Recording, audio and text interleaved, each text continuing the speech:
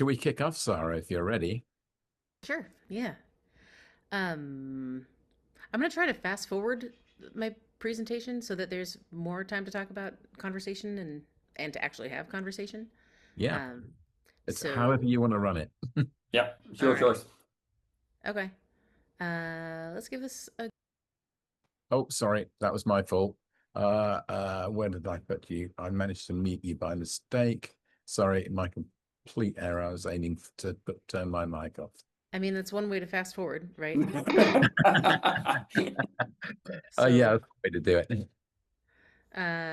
let's see. I'm going to try this and then try that and see if it's sharing the right thing. Looks like it's sharing the Perfect. opposite thing. All right. So, um, eh, we could have a whole month of like what is concerning about AI generally, but this is what we're concerned about in the context of our work as developers. What I'm concerned about in the context of our work as developers. Um, how to figure out what the right thing is to do when it's changing so quickly. Um, and to take our time. It's complicated, it's hard to figure that out, but being deliberate about it is kind of the only way to figure out something that's that complicated. We're worried about security because when you are interacting with an LLM or a small language model, you're still sharing information. You're either sharing your intellectual property by sharing your schema or you're sharing actual data. So it's worth thinking about whether you need to protect that more. I do have a concern about adoption because if we integrate with AI poorly, it's going to reflect badly on you, on us as developers, and your customers aren't going to be very happy with it. So it can sour a project if you jump in prematurely or without thinking. And then I pulled out this stat about who's got it right. So this business here is from the World Economic Forum, and I'll send a link around to this PDF. Um, what we're shooting for is this dark blue stage 4 that isn't present on the chart. That means that over here the organization has fully operationalized responsible AI. Um, Stage 1 is like maybe you're thinking about it, and that's scant. Now we've defined in stage 2, we've defined a framework, but it's not really practically implemented yet. And here we're getting there. Um, so I'd be curious actually if we could pause since this is a smaller group and we can just look at each other. Um, does anybody feel like they are in stage 1 in your work or your organization's work, where you are making some efforts, but they're ad hoc to be responsible about AI use? I see a hand, a couple hands. Okay. Yeah. What about in stage 2, where you actually have defined an AI strategy or framework? Nope. Okay. Honza, was that you? Were you like Yeah, waving for I 2? would say we are somewhere in the middle between phase 1 and phase 2. Okay, cool. Yeah, I feel like we're about in a phase 2, but our framework is slim. So I guess if I'm being honest, we're between phase 1 and phase 2.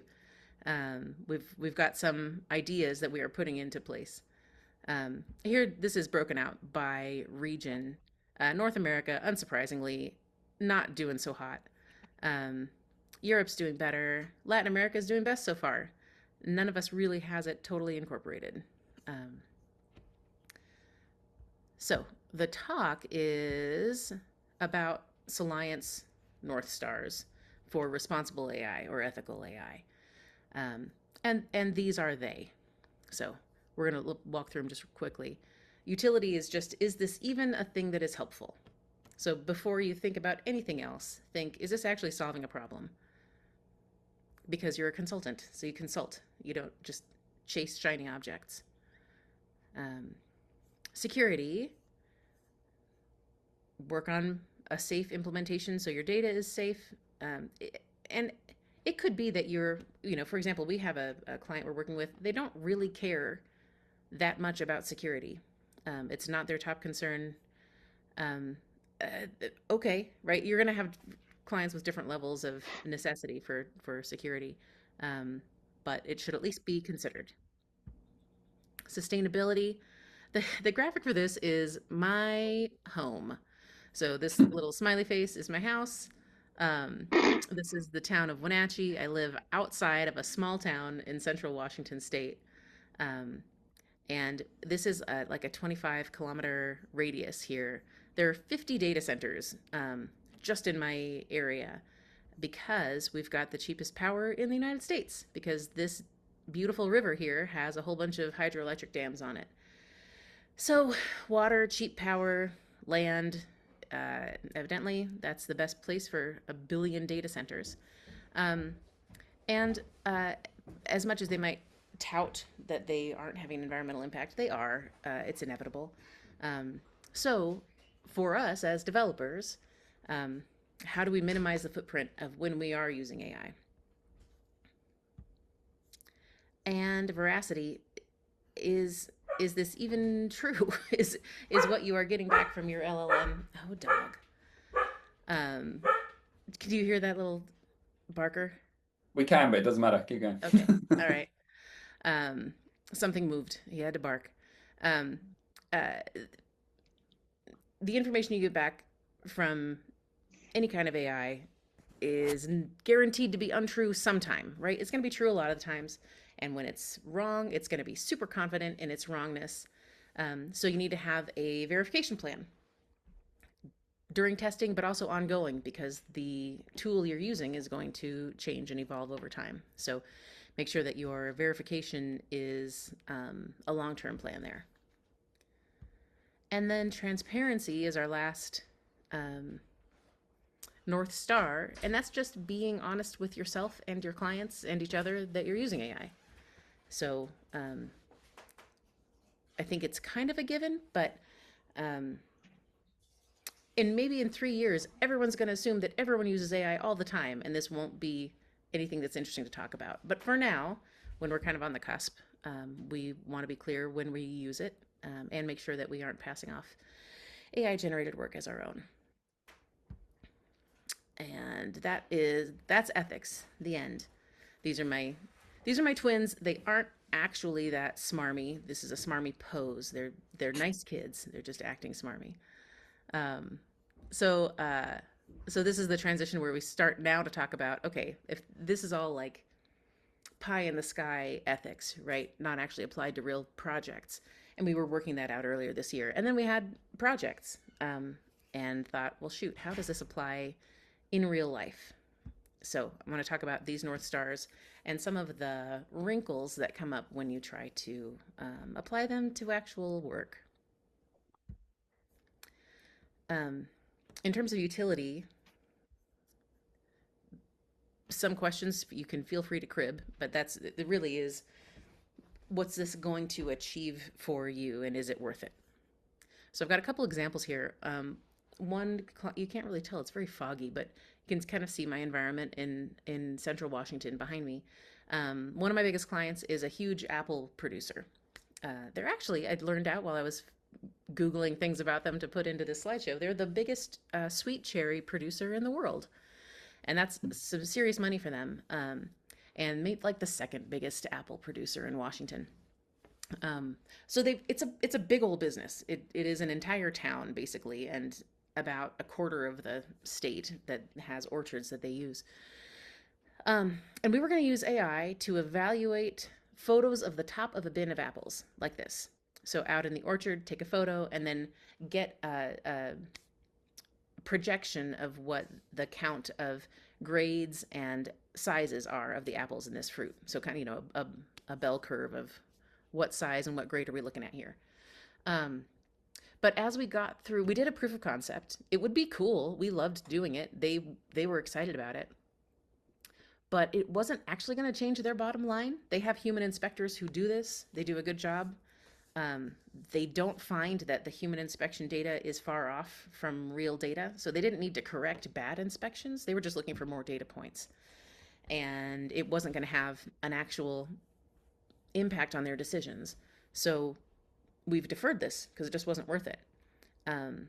Something that we did do for them that was very worth it was just a regular old FileMaker thing this summer that was like a day's worth of work, where we would flag if apples were outside of a like money making range, and email a management team, and then that team would just extract the crew out of that orchard and move them to a different orchard, like stop picking the fruit that's too small to make money or out of grade for actually being able to be sold. And so this, as opposed to this really cool AI feature that wasn't going to do much, this dumb FileMaker trick, that's not even a trick, just dumb FileMaker work for about 8 hours, is saving them hundreds of thousands of dollars in labor costs and effort for packing and trying to sell these apples that weren't going to sell anyway. So just getting back to the utility point, you're still a consultant first of all. So what is the actual need? What's the actual pain point to solve? And maybe AI helps and maybe it doesn't. This is going to be easier to see if you were at the presentation. It's nicer probably to see it closer up. This is Shirley, a little bot that my colleague Carl Dragery built for one of our other clients. And this is an integration with FileMaker and a data warehouse and an AI tool and a series of agents that he put together, and Slack. So now the folks at this company can talk to their data through Slack, and they love it. So people who use FileMaker use it a little bit, but it's mostly designed for people who aren't in FileMaker all the time to ask about the status of things without having to ask a person and interrupt them or learn how to get into FileMaker. They just ask, this personified bot, Shirley, the status of an order, or can you collate, can you bring together some data for me? Just within Slack. And so they're using it a ton. They're getting into their data more often than they had been and using it to make decisions more often. I really like what Carl did here with transparency. I'm going to, this is hitting on a couple of North Stars, but he puts in Shirley's description that she's an experimental AI agent. When she answers, we've got some other things here. She says what she did to get the answer. So if they say, hey, Shirley, how many orders did we ship? She could just say 882. That's the answer. But by saying what she looked at, the user could say, oh, you know what? I actually meant, Friday through Saturday, rather than this Sunday through that Saturday, or whatever. If they wanted different parameters, they'd know how the search was conducted. I also like this little security element that Shirley's not all over the place. It would be hard for us to make Shirley be all over the place, but this is more of an adoption thing. Like, don't worry, Shirley's only looking at the things where she's added, So a few sweet customer service touches. Also, when the question is answered, he put a little bot icon, which it's just cute. It's just cute. People like playing with cute stuff, so it's helping with the adoption. Here's one other example. And this is, creating an Excel, export all the orders placed today, and then she's saying again what she did here. While she's thinking, it's a little hourglass, because it could take 20 seconds to do some of this work, and then when the answer is ready, it turns into a bot. So just I'm all hearts about this too, Joel. It's very cool. So an example of when it was worth the money for them. All right, security. There are options here. So again, like when the rubber hits the road, this client decided that security wasn't a huge concern, and so they didn't use our AWS Cloud Amazon Bedrock, which is our actual recommendation generally for security. It's easy enough for us to integrate through when we're already using Slant Cloud, but it's not required. But our AWS team has set up a kind of a plug-and-play system for us to be able to access this architecture in Amazon that keeps all of your queries, and data within your own virtual private cloud. So that's my ultimate recommendation, is to do something secure like that, where your data isn't going into the LLM at all. It also has guardrails, which help. It monitors the prompts and the responses to make sure that everything's kind of appropriate, so you can't use your, company bot and ask inappropriate questions and get garbage back, or do prompt injection to try to bypass your prompts. Another way to stay secure is just to do that yourself, right? So we use Amazon Bedrock, but you can host your own LLM server or just like model server for whatever model. And we all know FileMaker is trying to help with that. I think everybody here knows, but just to be clear, don't run the model hosting version of FileMaker server on as you're using FileMaker server to host your files. It should always be separate machine, separate everything. They don't play well together. It's an MVP that isn't really viable yet, honestly, I think, but going in the right direction. So you could do that yourself. You'd save money on subscription costs because you're not, paying for tokens every time you're going to a model. You'd have this big hardware cost, and that could vary based on what model you're trying to host and what kind of responsiveness you need. So some options. My main point is just to think about it, but when it comes to actual implementation, those are some recommendations. Kind of on the ethics side, just interestingly, this client just won't have a single thing to do with Amazon, and I can't. There are good reasons for that too, right? You choose your boycotts where you want to choose your boycotts. So they didn't want to use AWS for anything, and that is fine. We can flex, but this offering is a good one. All right, onto sustainability in real life. This one was disappointing to me. I was so excited with the concept of a small language model. I don't know who else tingles themselves up into knots about how to have the least environmental impact. I certainly do. And then I pick and choose the stuff that's actually convenient to me when it comes down to it. I might know what the right thing to do is and then still do the wrong thing sometimes because I want to. This feels a little bit like that, where it's complicated. Small language model does uses fewer resources while you're accessing it, but it takes a lot of energy to form the model, train the model. It starts as an LLM and it gets trained down with a billion queries and training interactions. So it's a lot of input to get there. But I suppose if you're using a small language model someone else is already trained, then each of your queries is going to be light. So that's something. The thing that I think is more of a no-brainer is when you're going with a hosted model, if it's serverless, then you're not sustaining all of the energy that it takes to run a model all of the time. So that's one way to have a smaller impact. Okay. Some ways to check veracity. RAG helps reduce hallucinations because you are still looking within the whole model, but you're focusing more on the actual materials that you're providing to the model to search within. Spending time getting your prompt correct so that the model knows you better and knows its role better and is trying to understand things more specific to you.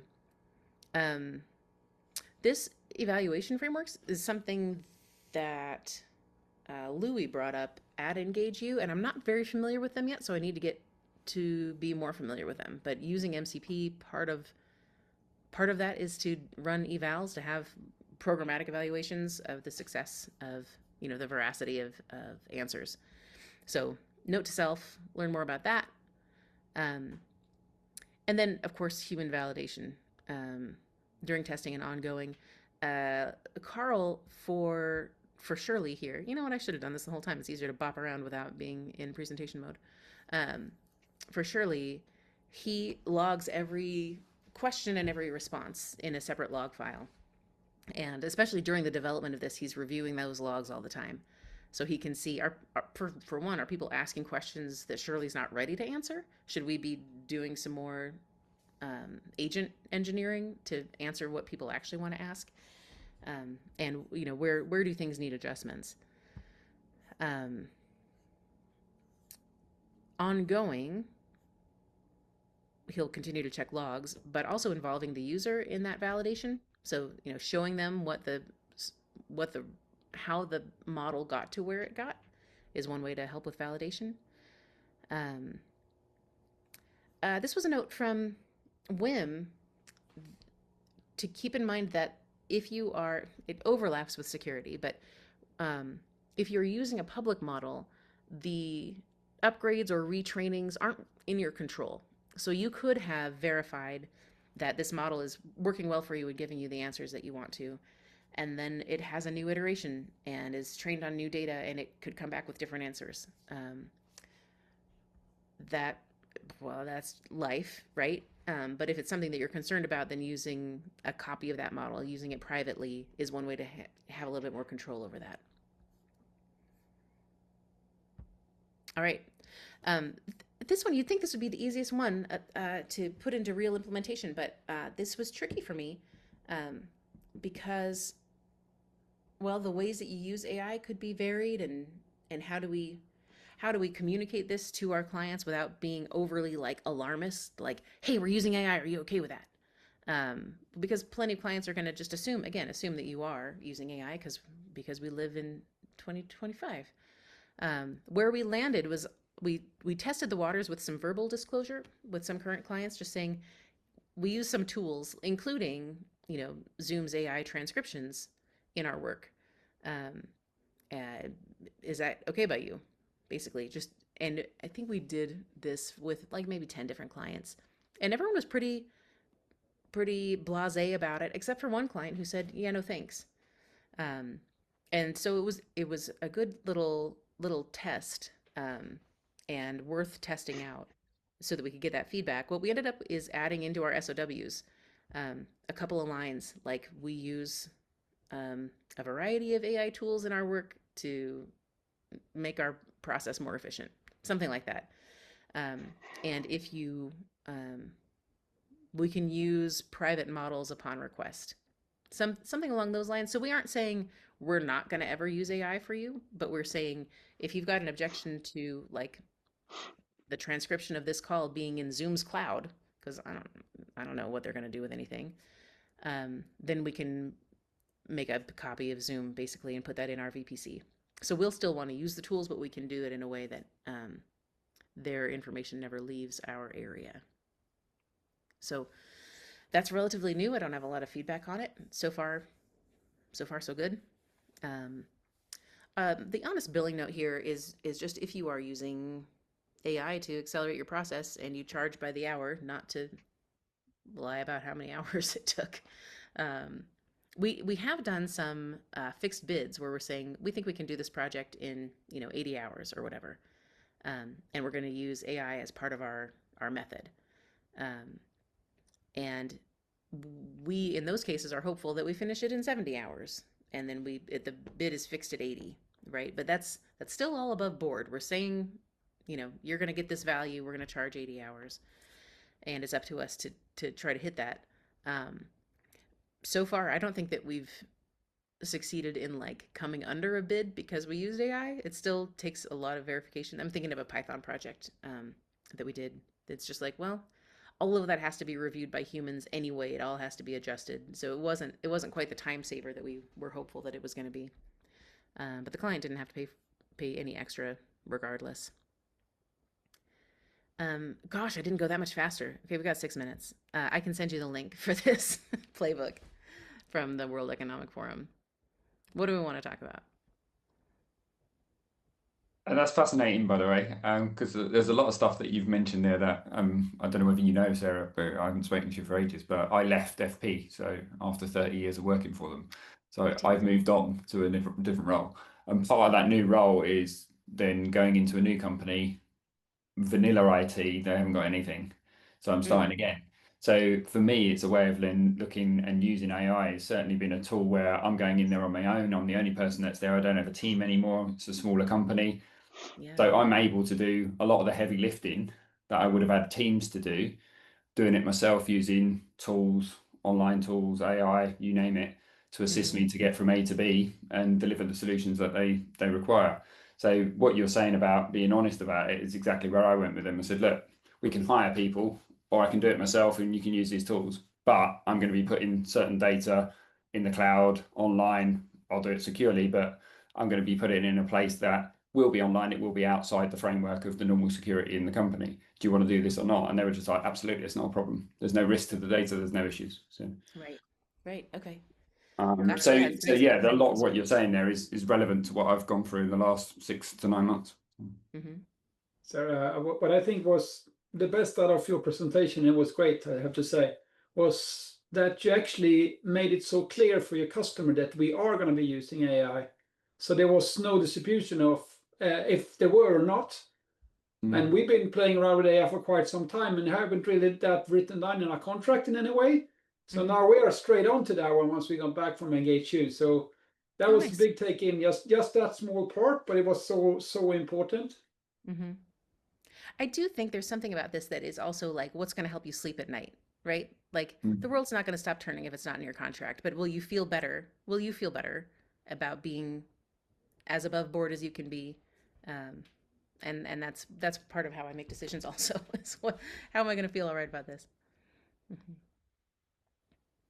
Yeah, one of the comments that came up in the session was like, wait, why isn't everybody in this session? Like, shouldn't we all be thinking about this? And I do think it's way more fun to play with toys than it is to think about if we shouldn't do it, right? So this is always going to be an uphill kind of conversation. If you just think about the security side or security in general, like this exacerbates the security concerns, but this same kind of conflict comes up when you're talking about any kind of security. Like it always takes more energy to do something in a secure manner than it does to do it in an insecure manner. You always have to decide to slow down and do some extra work to make something more secure. And that's just also the case here. It might be a little bit more elevated here. And it's less fun and more work. So it's not the first thing that we want to think about, but I'm pleased that so many people are thinking about it. Because if you just go by the news headlines, it's like the industry itself isn't really thinking about it. But I hope you find this World Economic Forum playbook. And if you follow, I'll send the link here before I leave the meeting. If you follow around their site, they're doing a lot of work in this area, not just this playbook. You can get more information there too. Yeah, I find it absolutely fascinating, and I think it's really important that people are thinking about not just using it for their clients, but making clear to clients that we are actually using it ourselves, which I think it's all too easy to slip by, and as you said, play with this shiny tools. Yeah.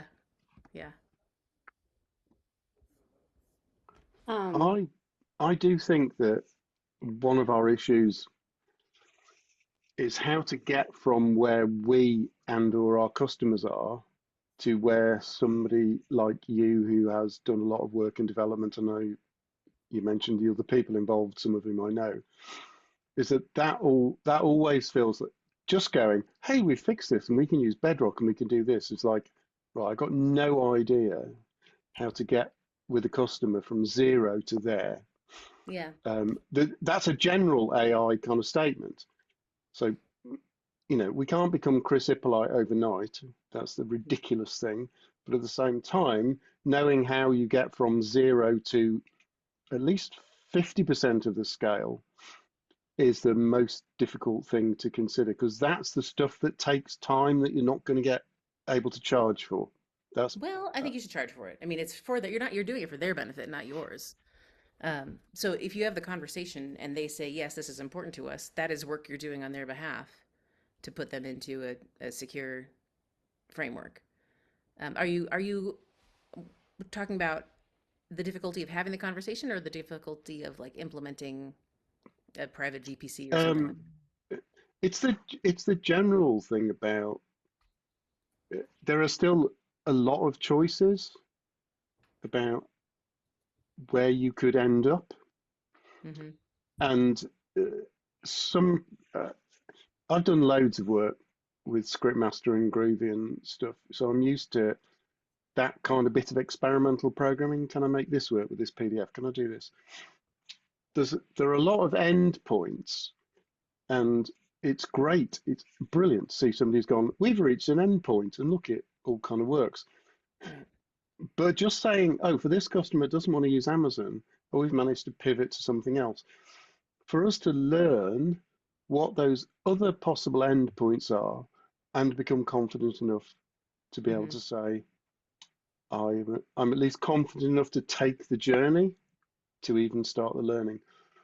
That's what makes it easy to just not bother, I think is the real answer, isn't it? The amount of effort that's involved to learn the new stuff we have to learn when it's a moving target as well is large. You know, Yeah, it's always going to be a guess to some extent, right? You could take your best guess now. I mean, it could be that what Carl developed to make Shirley is, I don't know, what's a word that's not profanity, that isn't valuable in a year. Maybe it's not going to be valuable in a year, and it's totally the wrong platform to be on. I'm at time. I know that you've got a strict schedule, so I don't know. We got two quick questions. Two quick comments people want to make. I think I see Tony, and I think I see Kate wanted to say something. Okay. I don't know if we can squeeze those in. Sorry, Hey, do you want to go first? Sure. Well, I just wanted to say, Sarah, I'm so glad I got to catch this because I'm sorry I missed your It's your presentation. bag. But what? It's your bag. Yeah, exactly. And you know, we had a similar conversation on a community live last week with some other Claris folks, and these exact topics, right? Like how do you embrace this? And I guess I appreciate your point of view of putting the safety first, right? And really like being able to look at that. And I find some of the struggle is like between like you do need to experiment and be curious and play with this stuff, but then the security comes in. So yeah. You know, I would, so in terms of a practical advice for that, and John, for what you said, I think all of our projects have started with a proof of concept. And there we're saying, like, let's just even see if this model is going to do what you want it to do, and give us, I don't know, 40 hours or something. So let's take a bucket and see how far we get and see if it's worthwhile. And there, we're not really worried about security then. We're like, let's find a model that we know we could put in a private area or something if we want to. But like, let's even see if this is going to do the trick. And then that could help get over the hump of like, gosh, do I need to really do all of this upfront work even to start playing? I think maybe play first with safe data, knowing like being transparent about we're going to use a public service for this. Is this okay with you just for this proof of concept? And then decide how you want to put it into implementation. Yeah, I like that. Tony? So I've been watching a lot of presentations, trying to wrap my head around the risks and the use cases. Minor point, I had an occasion to look at the Zoom security because it came up as a board meeting for the condominium. And apparently you can delete the summary and the transcript the next day. Now, whether or not they really get deleted is kind of above my pay grade. Yeah. But, you know, that's anything on the internet, you know, who knows?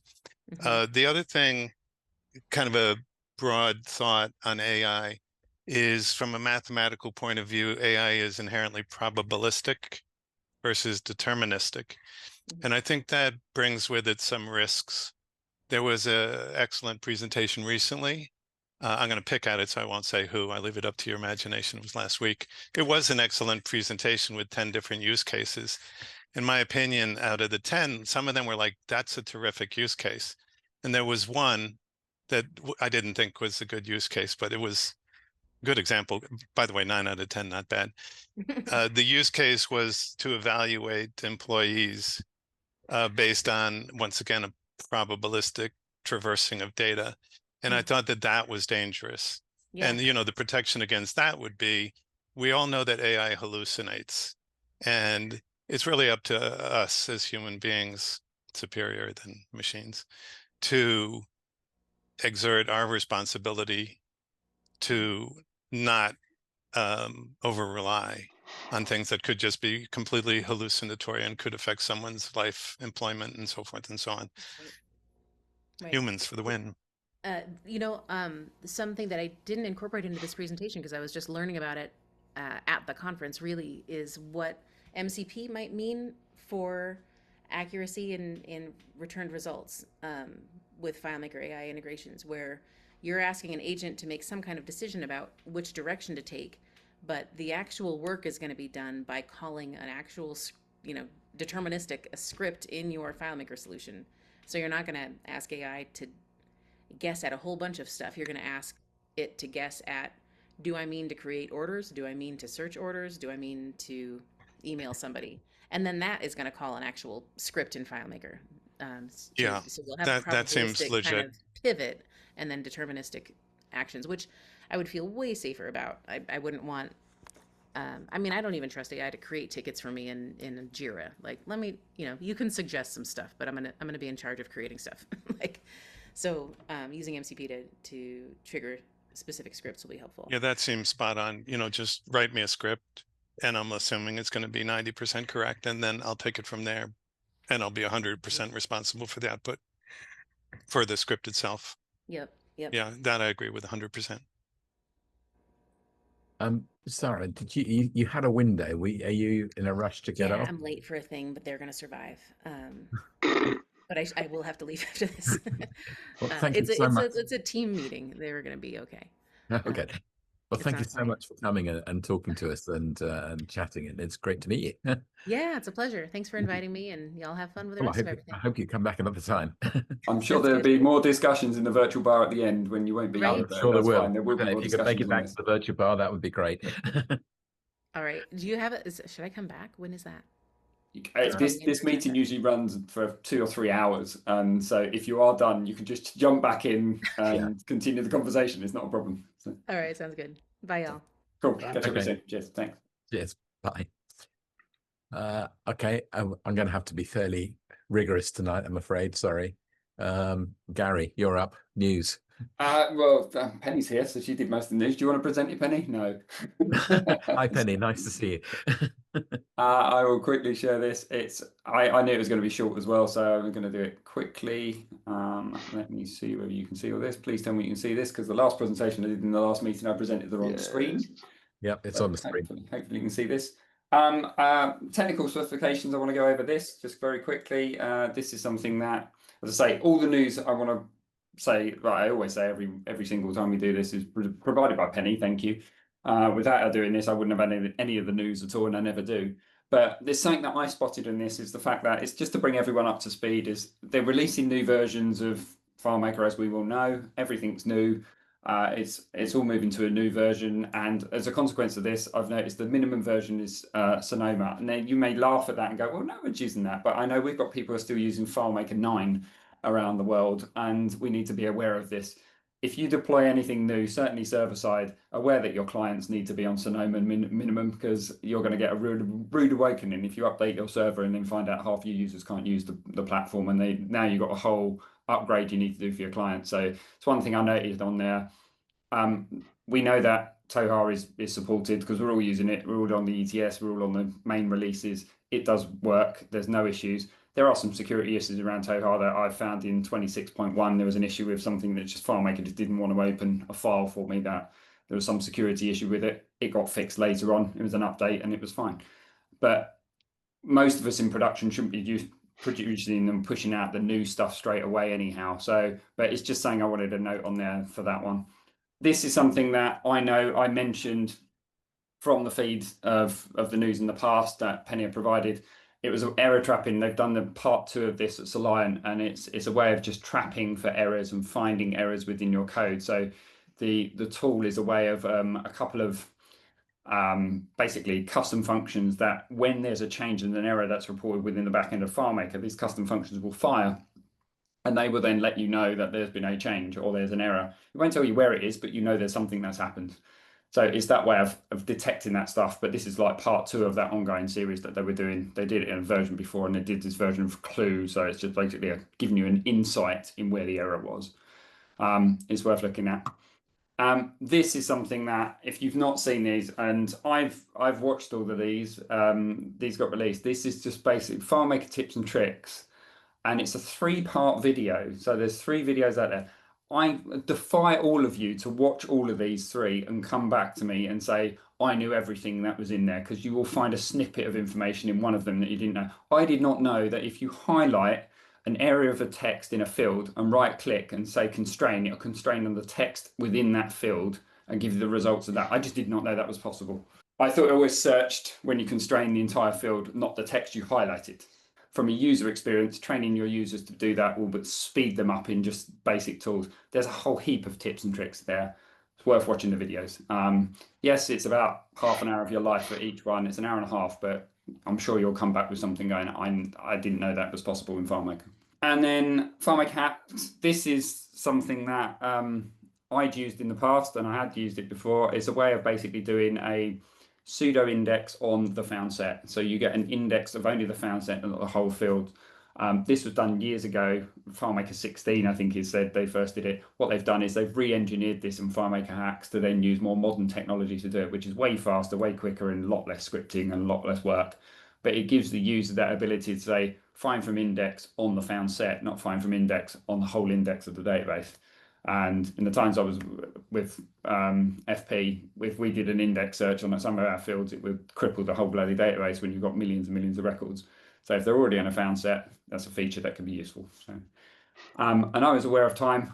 This is all the news that Penny gave me this period, which Jewel has got the file and is going to be put on the site. It's up there now. It's on. It's on the chat now, and I'll put it on the website later. So there's a whole heap of news that Penny and the team, FP, pulled together. I say the team, I'm sure Ben does do some work for you, Penny. I'm sure you don't do it all on your own. I hope you don't. You should be doing some of it.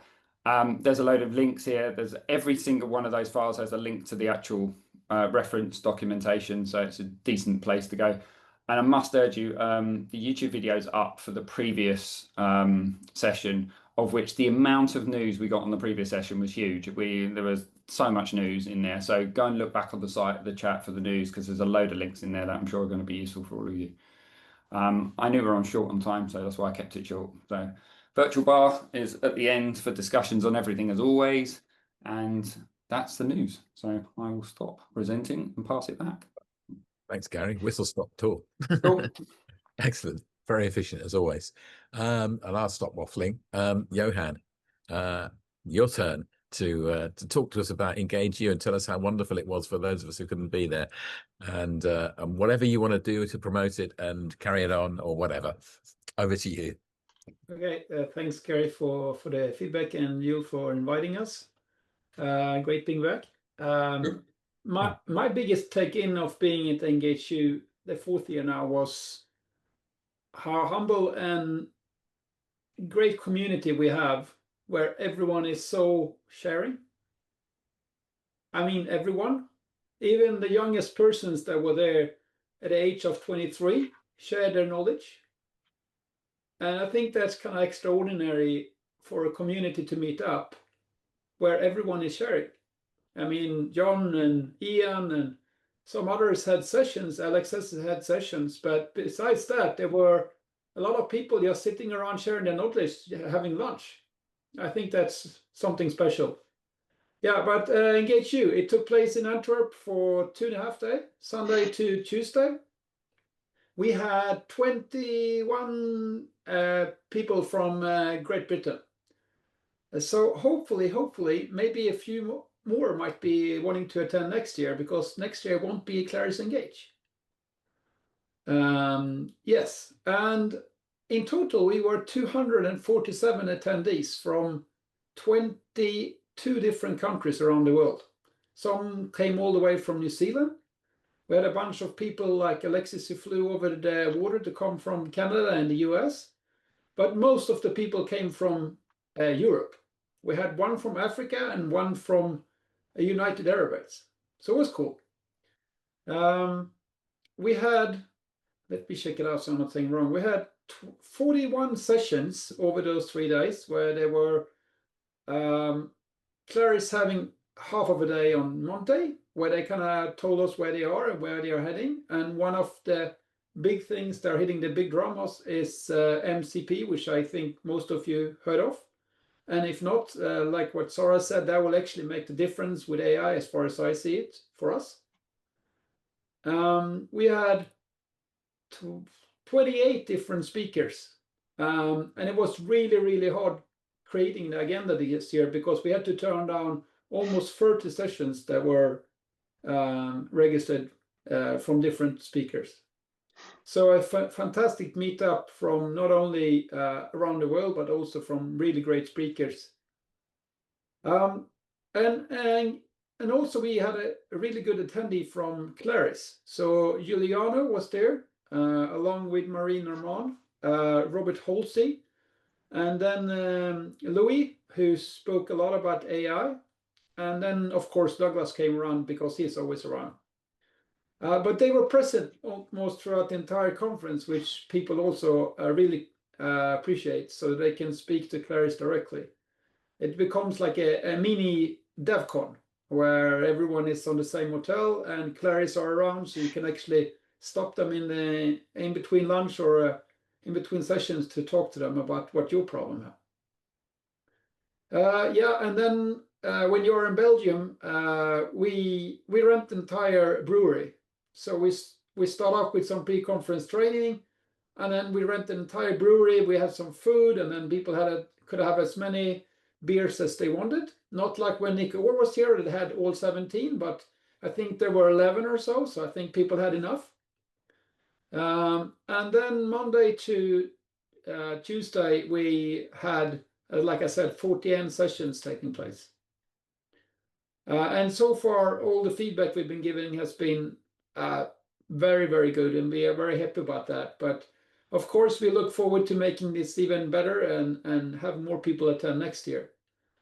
So probably you can look into the fall. We're going to send out a date. And if you do not already sign up for the newsletter, go to EngageU.eu. So you will receive the information once we go out with a date. But we already now are working on a new place where we can have a DevCon style conference. And Gary, there are no excuses to not attend this time.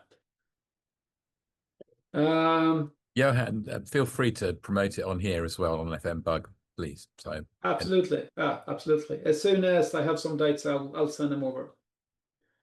But like me and John were talking about over a beer there at the brewery, it would be great to have more people from the UK at the conference to spread your experience and everything else around the conference, just being there.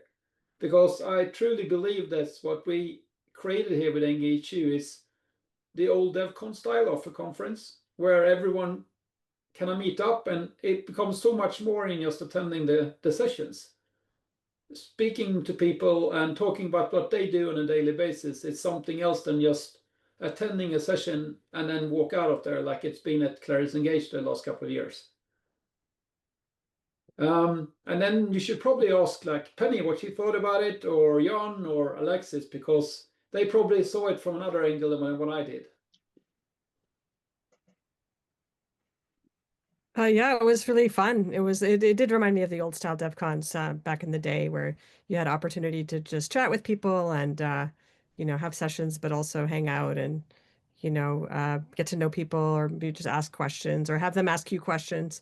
It's always super fun to do. Yeah, it was really well organized. Also, kudos to Johan and your team and all. I know you didn't do it alone, but everybody who organized it, because it was great. It was really well organized, super easy to get to as well. Belgium was very efficient. Everything was very well organized, and yeah, so it was a really great conference. So you should feel very, very pleased and proud. I think it's easy to forget the level of development that's going on across Europe. If you for a moment, if we pretend that Brexit didn't happen, we're still all part of Europe, because geographically we are. So I'm involved in a group which is testing Studio all the time at ETS Kitchen for that. We had a little meeting with Robert, all the people that were there, but it's about 70% of the total group is from Europe. And when you compare the size of Europe to what we consider the size of North America would be in terms of developers, we're having a real input into where Studio is going, because in all our various little countries, people are using Studio very heavily. So that's a great thing to recognize. But it's also just great to be able to spend time with people, opening your laptop and showing somebody else's in that group, because we have meetings and we talk about the problems basically, but being able to show people your real work was interesting. And it's always, you know, when somebody watches, this happened to me. I was showing somebody who I think is like a super user, and I showed him what I'd done, and he said, "Oh, I didn't know you could do that." I think any time you go to a conference and you come away with, "I didn't know you could do that," it's worth the money just for that. Often that, you know, those, and Engage is very much about those kind of moments, is seeing the kind of work that people are doing, is going, "Oh, I didn't know you could do that," because you can see that it does work. You can ask people questions about it later to prove how it works for you, and then you take it home and go and start using it. Very, very practical conference. So, and well done, Johan. It was great. Thank you. Yeah. We also had a bunch of exhibitors like Honza there to prove their products and different things. And then they were situated in the room where everyone was passing through. So it was like a fire in between the different conference rooms. So everyone had lunch at the same place. Everyone had coffee breaks at the same place. And then we had a gigantic ballroom where we had the dinner. It looked like we were supposed to dress up much more than what we actually did for dinner. But it was a great 2 days. And we had a conversation with the Claris people and a review of the conference, and they thought it was great for them as well to meet people in a very controlled manner. So we gave them a room so that they can have a little bit of privacy to talk to people. But then we kind of forced them to be available as well so that everyone could talk to them. So it's not like in the old days when we had Dominic and we saw him at the opening session and then he disappeared for the entire conference. But hopefully it's a little bit of different here.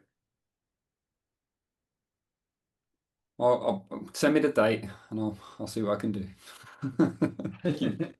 Badgered me for several years. I'll see what I can do. So. Yeah. I went to the last one in Antwerp, couldn't make this one, unfortunately. And I'm a huge fan, Johan. So, as you know, and I can imagine it was only much better than that one. Yeah, you have the train so easily taking you over the English Channel there. So it's an easy trip for you coming to Antwerp. It's a slightly bit longer to take the flight to Copenhagen, but from there it's super fun to take the train over to Malmö in Sweden. I would like to add a little bit.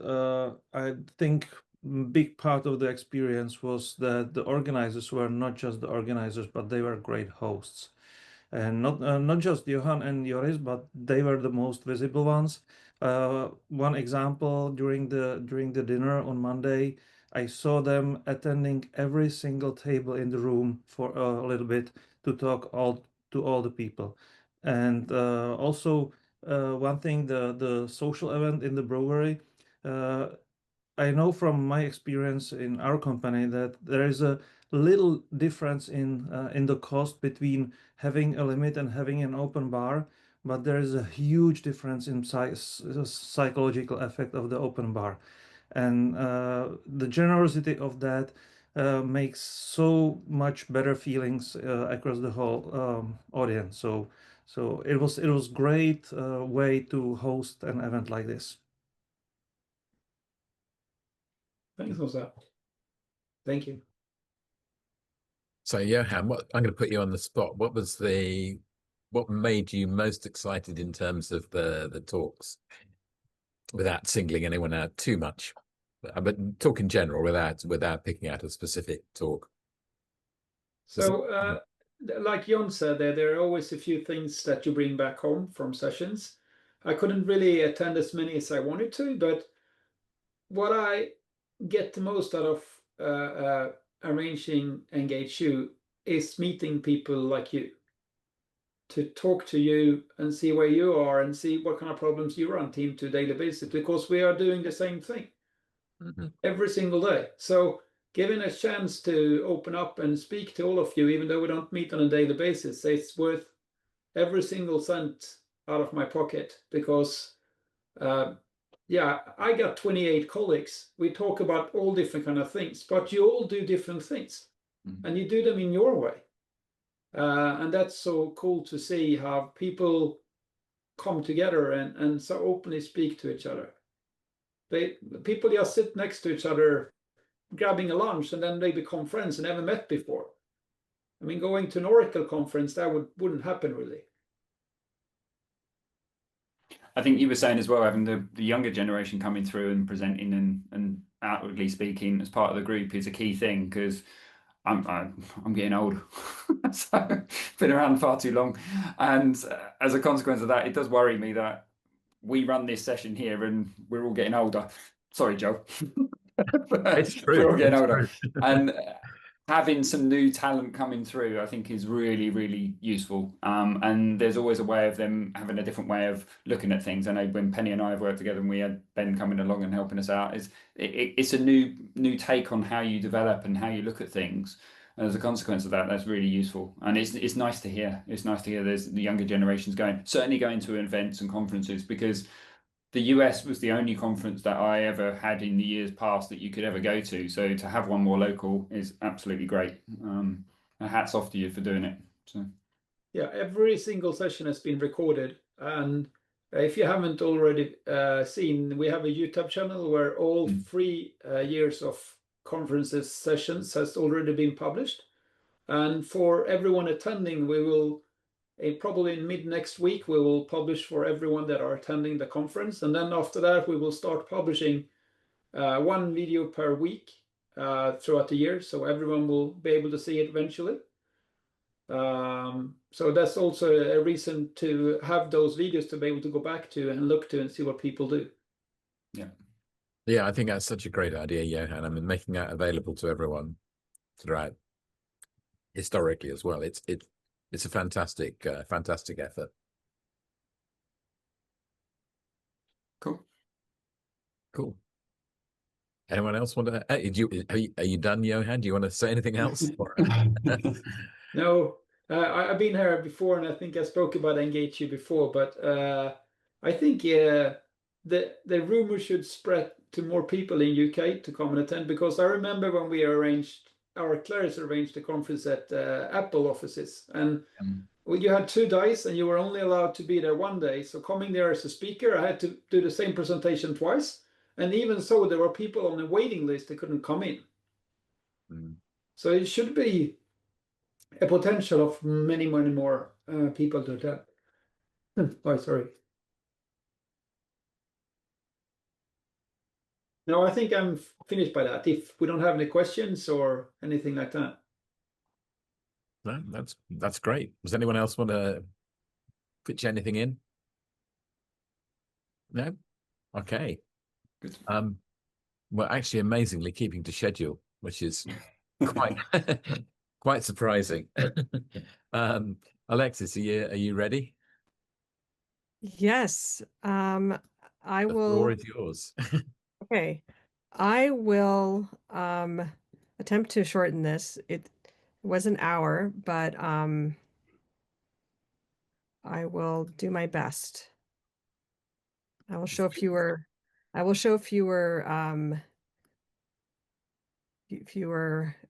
examples probably. Are you able to see it? Yep, absolutely. It's clear. Just before you start, Alexis, I just want to say thanks to Kate for introducing us. So we can get you along. Yes, that's right. Yeah, absolutely. Kate was the first one who put us in contact. Yeah. Yeah. All right. So this topic this year was 7 ways to build a stronger visual hierarchy in your UI. And it's a topic that's close to my heart because I feel like it's so powerful and can make such a dramatic difference if you consider working visual hierarchy into your UI design. And it's one of the things that I see missing quite a lot when I look at other people's solutions or just solutions in general. And so here's a version of that. And I don't know if I can see, maybe not be able to see all your hands, but does this look familiar to people just in general? This is sort of like a pattern we've seen a lot. Yes. Okay. I see some nodding heads. Okay. So yeah, this is an anonymized version of an older solution, but I still think this pattern is still around.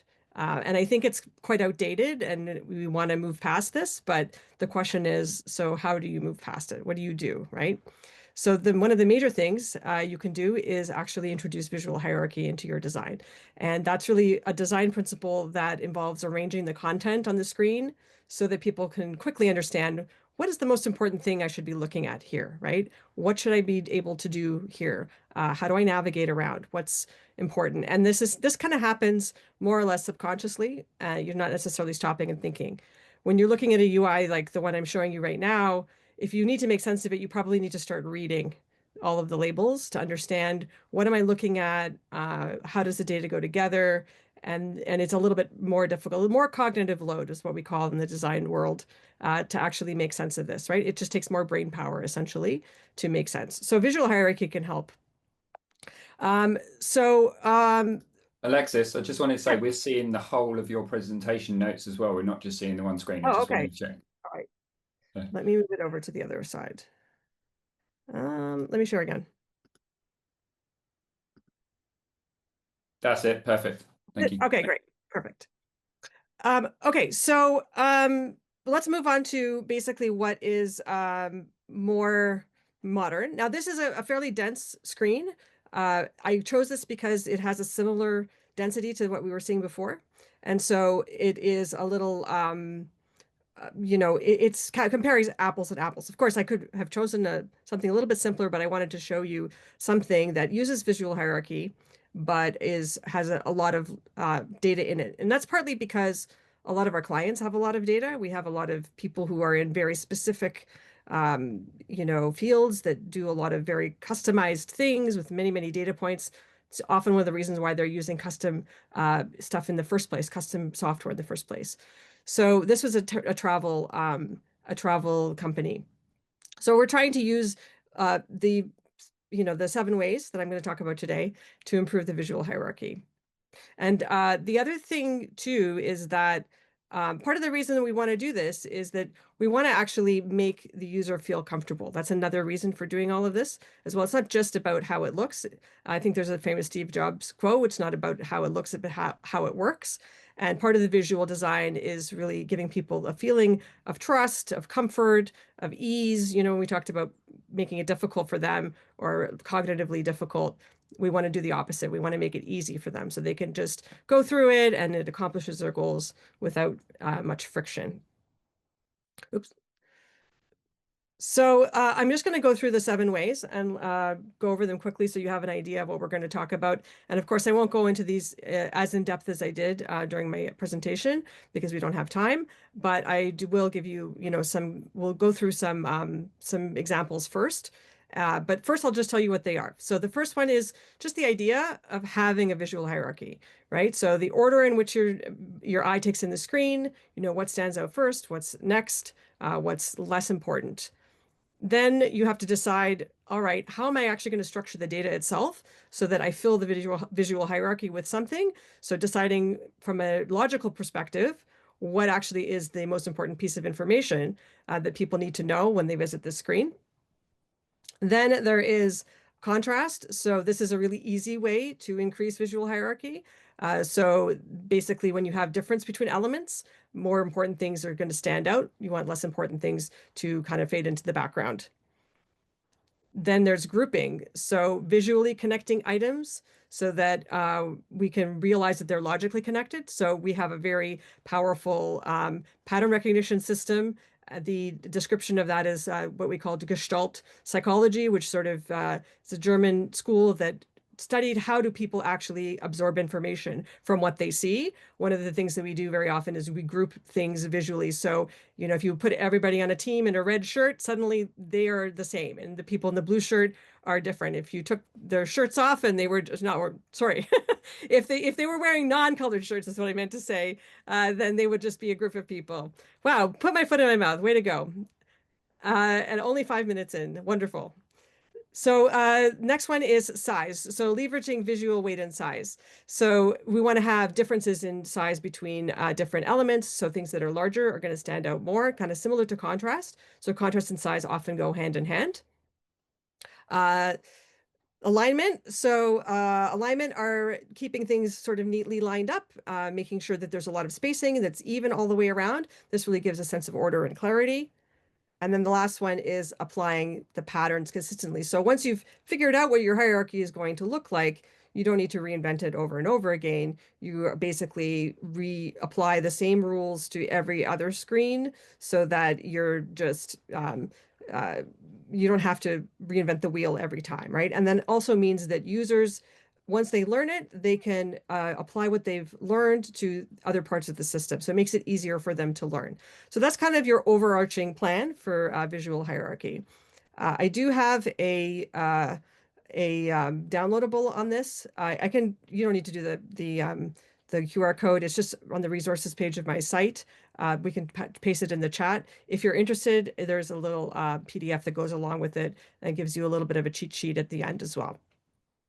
All right, so in order to make this a little more relatable, I actually was thinking, well, how do I explain this to people? And I thought, all right, I'm going to go around to the places in my neighborhood that are stores, because I think shopping is kind of a bit of a corollary, or it's a metaphor for what happens when we sort of put a bunch of stuff in front of people, right? It's the same situation. So this happens to be Canadian Tire, which unfortunately is a Canadian store and does not do a great job of organizing the stuff for you. Obviously, they want you to buy things. It's kind of a catch-all sort of store. It's partly hardware store, but you can get a bunch of different types of things there as well. And they have jeans apparently next to the ladders. It's a very odd kind of situation. But when you first go in, it's very overwhelming. You just get presented with this giant floor of a bunch of stuff. It's not apparent how this stuff is organized. And it reminded me a lot of that UI that we saw at the beginning, right? Where it's just sort of dumped in front of you and you're expected to make sense of how to navigate that. So I'll ask you this question. How confident are you, given this store, that you'd be able to find what you need without asking somebody for help? For me, not very. Yeah, I probably will have to either wander around and just go across the entire store, figuring out this sort of like reading the entire UI, or asking somebody, can you help me figure out where this thing is? Or look it up online, which is a lot of us do as well, right? But there's actually no aisles here. These are just sort of special areas. So really somebody would need to tell you where, and I think they change, rotate all the time. I'm not sure. So if you compare that with Home Depot, and I was really pleasantly surprised when I went there, there's a big difference in terms of the signage and being able to be guided to what you need, right? So this really helped me anyway feel confident. And I hope we agree that you would feel much more confident about being able to easily find something in this store, right? And they also provided, icons for everything. So it's not just the name, but also sort of a visual representation of what it is. So that even adds more reinforcement. So I use this as basically an analogy for software design. So the first part of my presentation is just a bunch of different signs from bunch of different places. And I felt very strange doing this, going into places. I didn't buy anything in some cases, just taking photos. And there was only one that actually questioned me and asked me, what are you doing?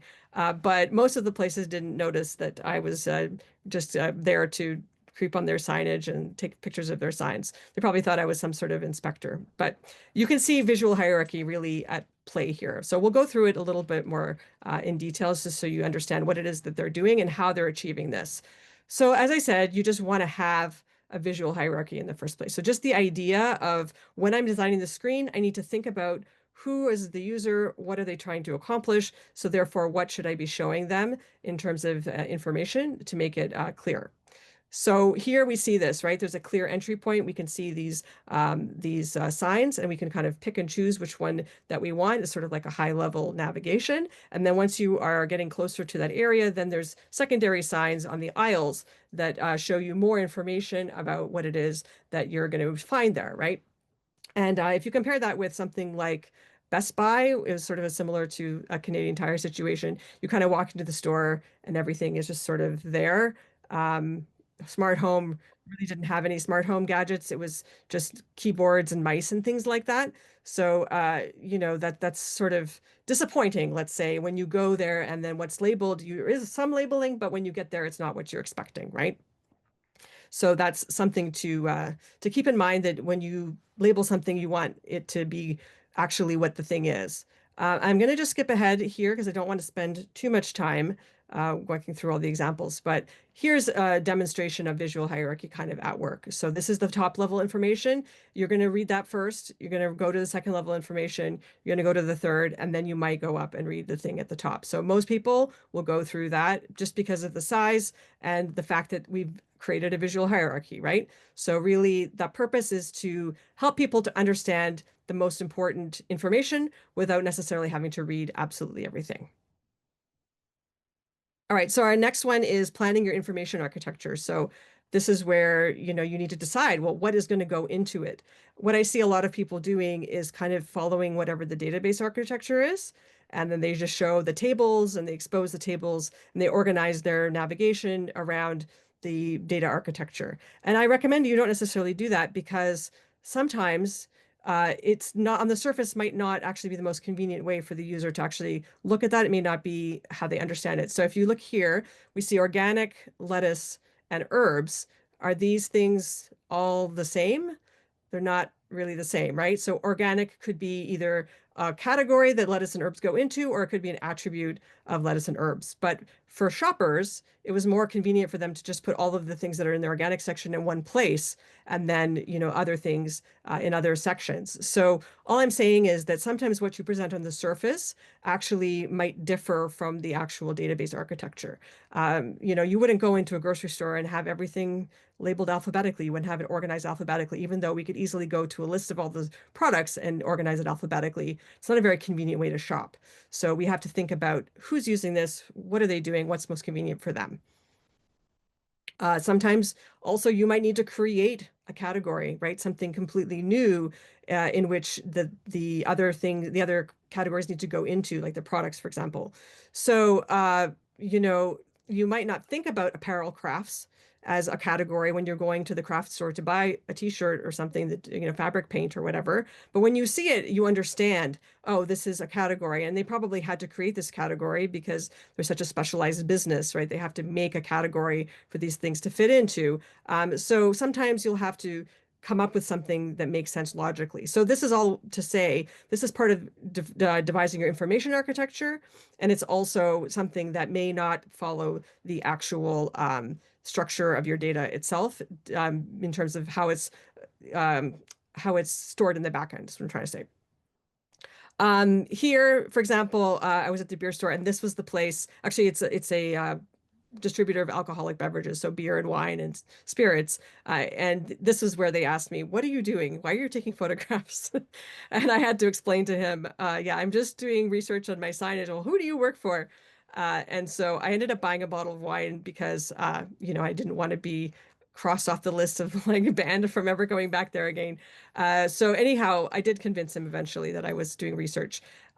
So here you can see, for example, that they could have organized all the beer by type, for example, IPAs or lagers or pilsners, but they chose origin instead to do the organization. So all of this to say that information architecture is quite important, and it may not actually fit the exact way that you're storing the data. So just keep that in mind when you're doing your visual hierarchy, thinking about where would the users expect to find whatever this is, and that might be different from the background.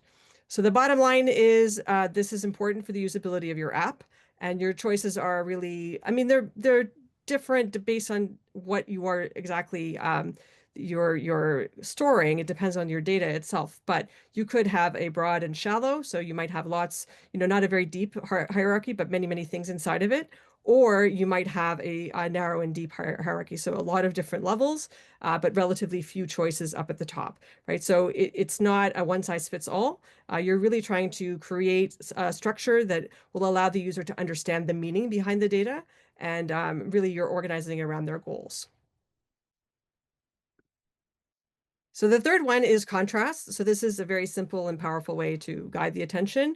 And of course, something that's higher contrast increases the visibility.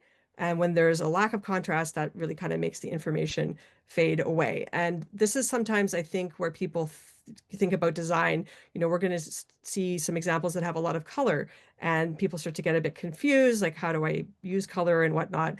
Really, what you're trying to do is really use it so it's meaningful. We're not adding the color just to add color, just for the sake of it. We're really trying to convey some meaning. So contrast has to be something that's dark enough to be seen, and then the writing usually is lighter, or it's flipped, right? It could be a light background with dark letters as well. Yellow and black happens to be the most high contrast color combination you can make, other than maybe white and black, but I think yellow and black might possibly be more. And they also have added yellow and red. So this idea of like either dark letters on a lighter background or a darker background with lighter letters, that really allows the contrast to shine, essentially. You can see here with this, this is the thrift store. So white letters on a dark red background. So the color is not as important as the how dark it is. So you want darker colors because that just will make the contrast more apparent. And you can see at this hardware store, they use 2 shades of blue. This is a little more sophisticated, but they're still using white letters or white icons on a darker background. So here is the sort of practical version of this. This is a very simple example of using contrast to create some emphasis. And really, you're trying to turn the hierarchy into something that's more clear and is communicating with the user. So really what we're trying to do is make it easy for them, and we want the user to feel like, oh, I'm in the right place. I understand what I'm supposed to do next now. With this over budget, I better do something about that. So for grouping, the idea here, as I said earlier, is to place related items together so that they're perceived as a single unit. The other thing I sometimes see is that sometimes things that are related are also far apart. So it really kind of goes back to what we were saying about our information architecture. So we're really thinking about how is the data structured? What is the idea or the logic behind this, and then creating these groups. Remember when we were looking at the apparel crafts in the craft store, right? These things are all tied together by something, and because they're things we're going to decorate that we wear. And so really thinking about that, all right, when they're grouped, then we want to place them close together. When they are not related logically, we want to separate them. So you can see this all the time in stores. Often it's actually hard to find things where they're not grouped all that well. It was tough to find bad examples of some of these things. The grocery store is a really good example. They have not just peppers, green peppers with green peppers or red peppers with red peppers, but all the different kinds of peppers are in one place. And then they move to root vegetables, like all the different kinds of root vegetables are in another place. Like practically, there's no real difference, but just from ease of trying to find these things, they are kind of related in our minds. And so it makes sense logically to group them together. So if we go to the bakery, for example, we're not expecting to see fish. If we go to the fish market, we're not expecting cake, and so on, right? So we want the grouping to reflect the expectations of the user, and that it kind of makes sense with how they think, because you don't want them to get confused and go, hey, why are these things, not here? And then if we go back to Canadian Tire, which was one of the bad examples, we sort of saw that happening, right? There's just a bunch of random things in these bins. I don't really know how they go together. There's like kindling wood and, like air filters and things. Like I was really struggling to understand, well, why are these things all together? It's not really helpful. But the bulk store did quite a good job of this, right? They have, they go from soup and all the way to beans, rice, pasta and rice, right? We don't see candy in the middle of this, even though in theory, candy could just be on the other side, but it's grouped with a different kind of product. So when grouping is done well, then the other thing you can do is you can have fewer labels. So one of the things we saw at the very beginning, which is a lot of data, right? So how do we manage all this data? I hear this quite a bit. Well, one of the ways is to reduce the number of things that we put on the screen in the first place. When we have really good grouping, that means we don't necessarily have to have labels for every single piece of information. We can free up some space, and then we can start to have room to play with visual hierarchy. And so then it becomes more context-based, right? This information is obviously somebody's address, and then there's a bunch of personal details. We don't necessarily have to have email : and then their email address. We kind of can understand it from the context. So really good grouping is really, really powerful. Then there is visual weight and size. So this is another way to communicate emphasis without necessarily using color.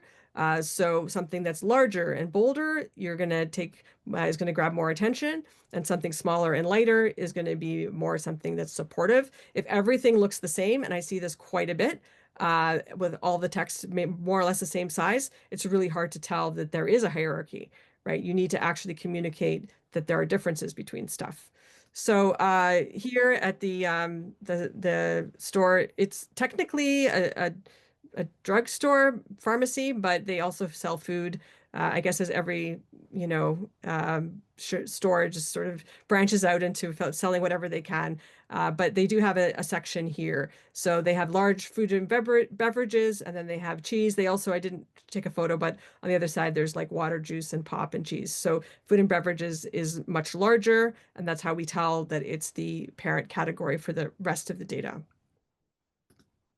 The thrift store actually had 4 levels, and you can see they use different sizes for each of these levels. So the main category of kids, and then they have girls, which I assume they're split into girls and boys, and then they had long sleeve tops and active wear. And what's interesting about this from an information architecture perspective is that you would think that long sleeve tops would also have a short sleeve tops, but activewear is actually at that level, and then short sleeve tops is below that. So activewear is also split into long sleeve tops and short sleeve tops. So I'm not sure if that's the best idea or why they did that, but you can see that that's how information architecture works. It's maybe a bit strange to us because you'd think you just go to girls' long sleeve tops and they would all be there. But anyway, I thought it was interesting, and they also had these size was really kind of communicating these different levels to you. We can look at Home Depot again. They did a really good job with size, right? Very, very large signs in the middle of the aisle to kind of catch your attention from way across the store potentially. And then as you get closer, smaller information so they can fit more on the screen, because part of the problem of all these stores, they have thousands of items and they need to have some way for people to find them, right? So they are really showing you how size can make a huge difference. And actually, they even had another level, further levels of hierarchy as well. And notice they have an icon for every single one of these products. So that's somebody's job, is to either find an icon, or I guess probably draw an icon for each one of these products, and somehow making, contractor bags look different from specialty food and waste bags, right? So they put a lot of thought into how do I help people find exactly what they need once they're in the store. So here is the practical example of this. So using different sizes of type, and that tells the people what level of information they're viewing. And it can also help you get them to focus on the important information, right? When they need to make a decision, you want them to focus on what's important first. And size is a really easy way to do that. And you sort of see them combining, right? So it's not just size, but it's also contrast, right? They start to build on each other and reinforce each other. So that's also one of the kind of advantages of when you use visual hierarchy. You have all these tools at your disposal. So alignment and spacing, this is really sort of, I guess, overlooked or underused, I guess. A lot of times I'll see apps and they do work. Companies rely on them, but it's kind of a little bit all over the place, right? Things have just been added sort of ad hoc over the years, just wherever there's space. And it can undermine the experience, especially for people who are new. Obviously, if you've been there for 20 years and you've been there watching it evolve, maybe alignment isn't as important to you. But the fact is that, the cost of bringing new people on is often fairly significant for a lot of companies, and the amount of time it takes to train people can be really significant. So if you can shorten that by making it easier for people to understand, alignment is one of those ways that you can do it, because it makes it feel more deliberate, right? It's not as kind of ad hoc. So if you see here, just the difference in terms, just visually, right? These two different images, even though the objects on the left, everything's kind of a different size, it has this feeling of being more aligned. The shelving just sort of creates this, the strong grid. And you don't have to have lines. I'm not saying they have to create lines on the layout, because that's a different kind of distraction. It can also just be white space, right? But there is this arrangement. Whereas on the right, the objects themselves are kind of all the same size, more or less, but it looks kind of messy just because of the way that they're being displayed. And I found the perfect example for this, which was I was in Best Buy, and I think these are games. I thought they were DVDs, but they're actually games. And I've noticed, oh, this is the perfect example for me to show all of you the power of alignment. And so I kind of went and messed a bunch of them up, and then I took a photo, and then I took the next photo, which is this one where they all fall into place, right? You can just see that transition of them. Oh my goodness. And then after I finished that, somebody came up to me and said, "Oh, excuse me, can I help you?" I was like, no, I'm fine. I didn't even say what I was doing. I just, it would sound silly, but anyway, you can feel that it's a real satisfaction to having everything go from being kind of messy to being really well aligned. There's also a lot of different potential for alignment. Like, so some of the stores went for middle alignment. Some of them went for left alignment. And actually here you can see where one of them sticking out, it feels a little bit disturbed because they're not all aligned, because a couple of these things are sticking out. This was Staples. They decided to go completely left aligned, one column completely left aligned. And then we have, again, Home Depot, where this is actually quite sophisticated. And I can see that some people in the store didn't quite do it properly, but it's actually aligned to the inside of the aisle. So it does actually matter. You can't just completely interchange the signs from one side to the other, because if you do, it won't be aligned to the center anymore. So in aisle 46, you can see they kind of put the sign the wrong way. You can still read it, but it's not, it should be aligned to the middle. So this is also, it's a little more complex, right? You're relying on people in the store to kind of do this correctly, but when it is done correctly, it's very powerful because everything is maximally visible from the center aisle, right? And the other thing about alignment too, I just want to mention before we move on, is you don't need to fill up all of the space, right? So you can just allow some space to breathe. There can be things that are not filled up. You can see lots of orange on these signs. They're not necessarily filling the entire space, and that's okay. I think sometimes we get nervous when there's a blank space and we feel the need to put something there. It's okay if it has a little bit of room to breathe. So here is the demonstration of this, where you can see everything is nicely aligned. When things are not aligned, it feels a little bit messy and sloppy. When it is aligned, you start to feel like, okay, this is much more intentional. And, it gives a sense of calmness for it. And the last point is to apply these patterns consistently. So like I said, you don't want to have to reinvent every single layout over and over. You don't want to have users having to relearn every screen. And also, themes and styles here really help you a lot. When you're in the store, you can see the same pattern repeated over and over and over again. And we don't complain that it's boring, right? We understand, we read what it is and we move on. We try to get to the thing that we're looking for. The same thing, you can see it over and over and over again, where it's used. Once they set up their pattern, they just reuse and repeat. Even Canadian Tire doesn't have great signage, but once they do have some signage, they just reuse and repeat. So the content is a little bit different each time, but the pattern remains the same. And here, this was the dollar store where they really didn't have much in the way of hierarchy at all. They had almost nothing. They just had aisle numbers, right? They didn't even try to tell you what's in each aisle, because I think it changes and they have so many items, but still the same pattern over and over again. And they're also using contrast here well as well. Okay, so reusing styles, button treatments, positioning, all of that kind of stuff, behavior of elements. And this really, when you reuse things, it gives the users a sense of confidence, and then they can spend less time kind of trying to figure things out. And so they build, speed and the trust through repeating these patterns over and over again. And I just want to show this Home Depot one again, because what you can see is they're using all of these principles here, right? All 7 of them are represented. So strong visual hierarchy, logical information architecture, sufficient contrast, meaningful grouping, deliberate size differences, clean alignment and spacing, reliable patterns. Does that make sense? Okay, so I don't know how much more time do I have? You have a bit of time yet. You've got about another 15 minutes. Okay, great. So what we'll do is we'll look at some of these examples, and we'll try to, evaluate them through this checklist. So visual hierarchy. So does my eye go to the right place in the right order? That's what this is about. Information architecture is, can I easily find what I need and figure out what my next step should be? Contrast is, does everything stand out properly? Like, can I tell what's different and what's the same? Do related items appear together in a way that's logical and kind of makes sense to me in terms of what I know about the data? Are there different sizes and weights of text that actually help me understand what's what? And then do elements align neatly and maintain consistent spacing margins and stuff like that all the way around?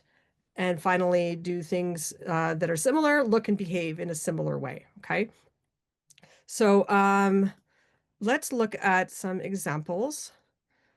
And so this is the confident theme, which you may be familiar with. I think Honza has showed this as well before. And I realized this was also orange and black, which was the same colors as Home Depot. And I did not coordinate that. It was completely independent that happened. But I wanted to show you an example of a UI that, in my opinion, shows all of these 7 elements. So I think personally, and I hope you agree, it has a strong visual hierarchy. So we see invoices and then projects and clients, but we're on invoices right now. So that is the first thing that draws your attention when you look at the screen.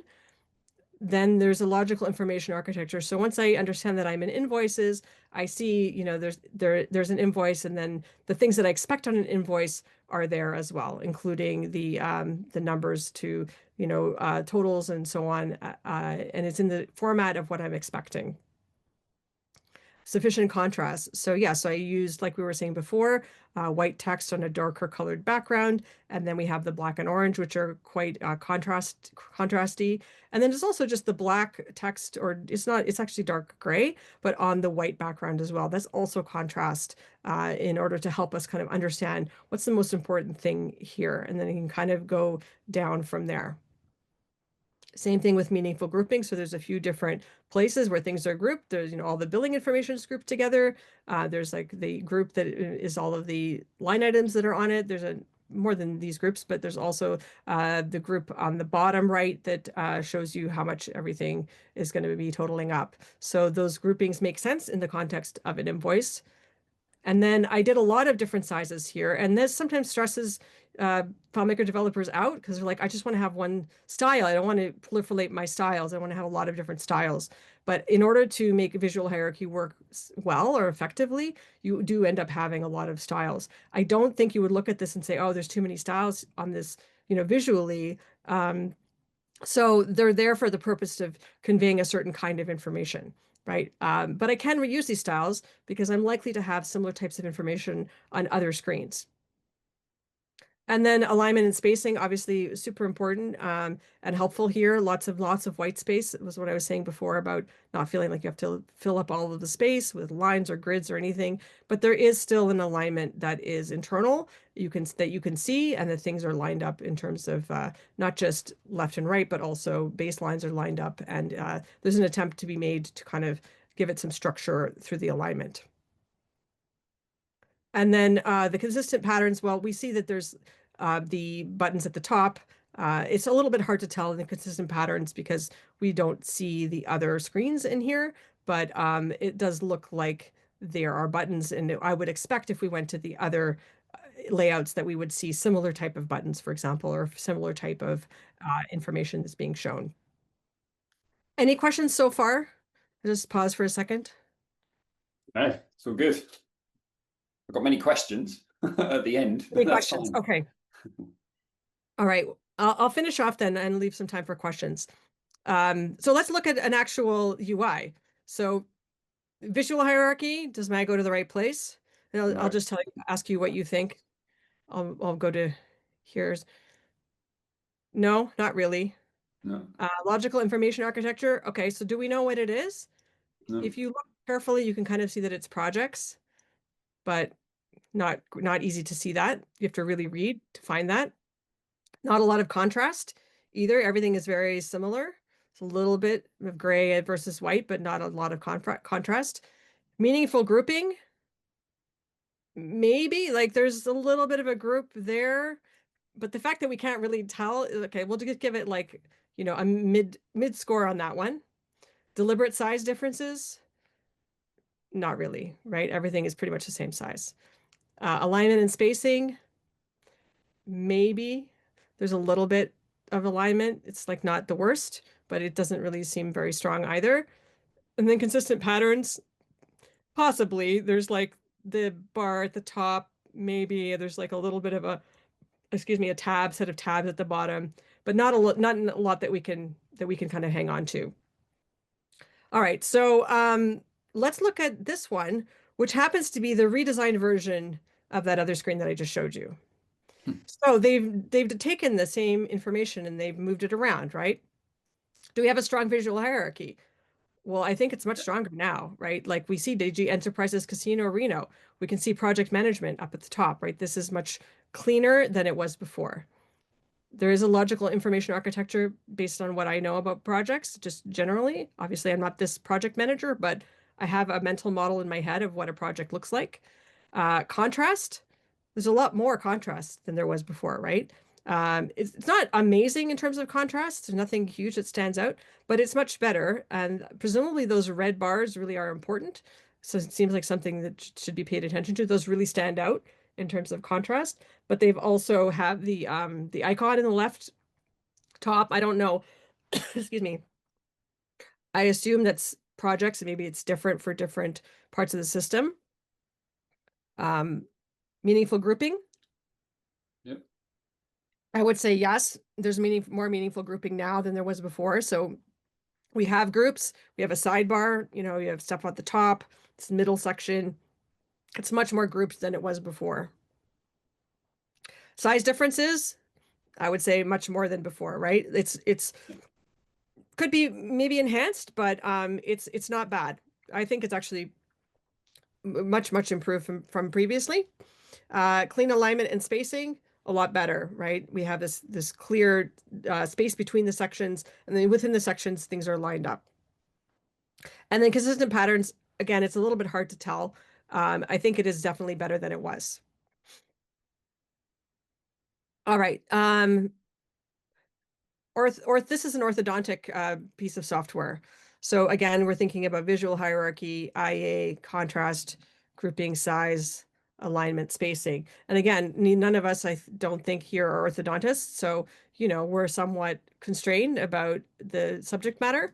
And so let's see, do we have a strong visual hierarchy? Not really. I think there's the name of the person. That's good. We know who they are. That's important. Presumably this is coming up as they're doing the exam. Logical information architecture. I mean, here it's hard to say. There's a little bit of information and you can kind of pick out that, okay, there's x-rays and then there's a bunch of history at the bottom. It's so-so, I would say. Sufficient contrast. Not great. I think that everything is there's blue and there's dark blue, but it's not really clear what this means. So to me, it's not great in terms of contrast. Grouping, again, it's okay. There are groups that are distinguishable, but it doesn't seem that they are really conveying a lot about the information. They're not helping us understand how this information goes together. It's just a bunch of information kind of put on the screen. Deliberate size differences, I would say, no, not really. Other than the title, everything else is, again, all the same size. Alignment and spacing, again, I would say not great. And then consistent patterns, there's nothing really that we can hang on to here, right? Like there's nothing oh, there's maybe the buttons, but like there's a set of buttons beside the person's name, and those seem like they're kind of repeating the same type of pattern. They're presumably buttons. But other than that, not much. Okay, so why did I show you this? Because there was another orthodontist piece of software that I found, and I thought it did a much better job, even though we still don't know anything more about orthodontics than we did 5 minutes ago, right? In terms of visual hierarchy, does my eye go to the right place in the right order? I would say yes. My eye goes to auto setup, move teeth, right? information architecture. So I don't know much about orthodontics, but I have an idea of how jaws work. So upper jaw, lower jaw, that seems to make sense. Upper jaw arch, lower jaw arch. So this is the I don't know exactly what we're doing here, but it does fit with my model of how we would go about organizing something for the jaw. A lot of contrast. So they didn't use a lot of color, but the button is the darkest thing. So my eye goes to auto setup, which is the title, and then it kind of drops down to move teeth, which is the action, right? So if I didn't know anything else, I know that I'm auto setup and I have to move teeth. Presumably, if I'm an orthodontist, I know what that means. So I would say the contrast here is much, much better.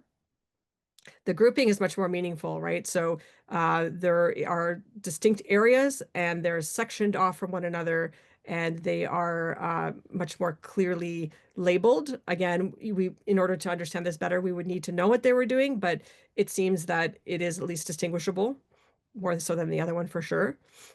Size differences. So they're using lots of different sizes here within, some limited palette, but they're still using title is different. The two button bars is different. The instructions are much smaller, right? They're using a much lighter, smaller type in order to show you that. Alignment and spacing, doing a much better job. Everything is nicely centered. There's a nice little margin all the way around, and there's a lot of sort of balanced size or white space between all of the different sections. And then we see the consistent patterns, right? The checkboxes, the two eyes at the top, the reset buttons are the similar, the button bars, and so on, right? We see the patterns even within this one little screen, seeing it over and over again. So, so those are my examples. This was a redesign that I did a few years ago. This was their old solution, and it was kind of like very similar to what we've been talking about, right? Kind of just over the time, people just add things and they just find space to add things, and nothing really is kind of coordinated. And we turned it into something that looks like this. And it's the same functionality as what it had before. Now, granted, we did remove some things that were no longer being used. That's another thing we can do, is just simplify by removing stuff that is no longer relevant, that the users don't need on the screen. Just because it's there doesn't mean that anybody's using it. And then whatever's left, you try to organize the rest and apply these visual hierarchy principles. So, we want to go from this, just here you go, here's Canadian Tire, find what you need, to the more of the Home Depot experience where you're saying, okay, here are some choices. And then as you make those choices, you get further choices, and it's very clear where you need to go. So that's it. I hope that this was helpful for everybody. Do you guys have questions about all of this? I don't have access to the chat, so I don't know what's been going on. I think it's great. It's something that gets overlooked in every solution and every system. You should apply this methodology to everything you do, whether it's website design, whether it's doing a flyer, whether it's doing a sales rep. It applies everywhere. It's how we read data. It's how we read information. It's so key to what I do. This really strong to my heart. This stuff is really, really good. So fabulous, and great insight to how you should do that. The contrast of colors and icons, where you should use it. It's all that journey where someone's got to then get from A to B. How are you going to get them there in the simplest, easiest ways? Less clicks, less, I don't know, clutter on the screen is always the best way. Sometimes you have a lot of data, as we do with our systems, so we've got a lot of information. It's how you then interpret that. I noticed on one of your before and afters, it was just like, well, we'll just put a tab order system in there. They don't need to see all the information every time, but before they just threw every piece of information on the screen in one go and say, well, that's the way to do it. It's not. You find the information that they need. I think it's great. Really, really good. Really good. Yeah. I have to back it up too. I mean, having been a graphic designer for 15 years or something at one point, it's a subject dear to my heart as well. Particularly the use of white space or blank space. And yeah, I really like this hierarchy stuff. I'm glad you're bringing it to people's attention and making them thinking about it. It's great. Yeah, it's true. It's very overlooked, right? And a lot of times there's pressure from clients well, we need to see everything. Sometimes it is hard to convince them that no, they don't actually. But what I really try to do is bring it back to who is the user, what are they trying to accomplish, what information do they need to see to actually accomplish that. And then everything else is not relevant at this time. It may be relevant for someone at some other time in some other part of the system, but sometimes we try to make like one layout do everything. And that's where I think what Gary was describing, I call it the everything in the kitchen sink approach. Let's just put, it's like what Canadian Tire is, what you can see here in front of you, right? Let's just put everything in a bin and let them sort it out, right? And so if you know already where everything is, then you can kind of do it. Like it's not impossible, but it's just much harder. And then companies wonder why they're not growing, why they're having trouble keeping people, new people who come along. It really can be a drain. So it's not insignificant, and it's great to hear that both of you, if you're designers, if you're graphic designers, all the same principles apply, right? It's just a slightly different application of the ideas. Oh, absolutely. And it's it has effects on things like staff training takes a lot longer if they're not engaged with the visual look of the thing, and if they've got a struggle to learn where those things are and it's not intuitive. So it's really important to get that stuff right. Yeah. And we also have to remember we're not the user, right? We have a sense of superiority almost because we know the data really well. We know this data maybe better than anybody else in the company because we've created the database architecture, right? But the user does not have that same perspective as you do. First of all, they don't know everything, but they do know their job, right? And which maybe not something you're familiar with necessarily. So you do have to kind of step back a little bit because we're so close to the information. That we tend to think, well, we know the best way to organize this, right? But we have to look at it from their perspective. Oh, absolutely. It's a really important stage of the process of actually interacting with the users, and sometimes quite hard to get to because management decide they know best quite often. Yeah, absolutely. Well, until it doesn't work very well, and then eventually you'll run into the users at some point. Hopefully, what I try to do is really appeal to people's self-interest, and management does care about how long their project takes and how much time it takes to deliver, right? So if you can make the case that putting it in front of the users earlier is going to save money in the long run in terms of the amount of effort required to actually put this into production, then sometimes you can get a little bit more interactivity, and management will say, oh, okay, yeah, that's a good idea. Yeah, absolutely. Does anyone else want to pitch something in here? So I have a question, which I said to Alexis, I've got a question, but we didn't get time to discuss it, and I haven't yet got round to reading the email. I didn't know you were here tonight until it turned up. So really quick background. This happened the day before I went to EngageU. I went to see a customer that I'm going to be working with, but it's somebody that I know of from about 12 years ago. The guy who wrote their system, I did a bit of like technical mentoring with. So I know stuff about the system and where it ended up. After he left there and went to work for somewhere else, I went and did some work for him. And he revealed to me that he's colorblind. Yep. And I suddenly went, that explains an awful lot about what I hate about what you've done so far, or what I find difficult with what you've done. That actually explains a lot. And if you told me that before, I would have approached how I helped you in a different kind of way. And I'm going to have the chance to do a lot of work with the interface, because part of the issue is a system from 12 years old.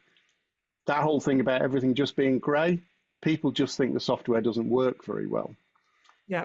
But I'm very consciously aware that the answer is not make it all monochrome, because that doesn't help look at your questions, doesn't help people guide to where you need to get to.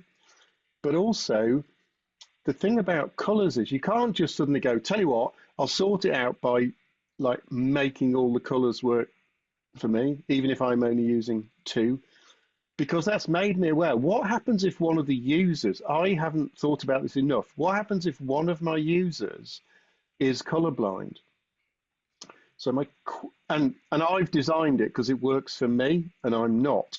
So my question was actually about have you got any tools that you use that would help with how do we go, can I just take a step back and go, even though I've designed it and I think it looks great, if you were due to an optic, for instance, which is primarily red-green in men, and therefore having a red button next to a green button doesn't necessarily work because they see them as the same. What tools would you potentially recommend, and what approaches would you recommend about Yes. the things that you've talked to us today, with the view of going, hey, what if somebody's colorblind? Absolutely. So you've really identified something important and overlooked a lot, which is, and it kind of similar to what I was saying earlier, you're not the user, right? The user is different age, different experience, different understanding of technology, and including possibly a different ability in terms of their ability to see colors.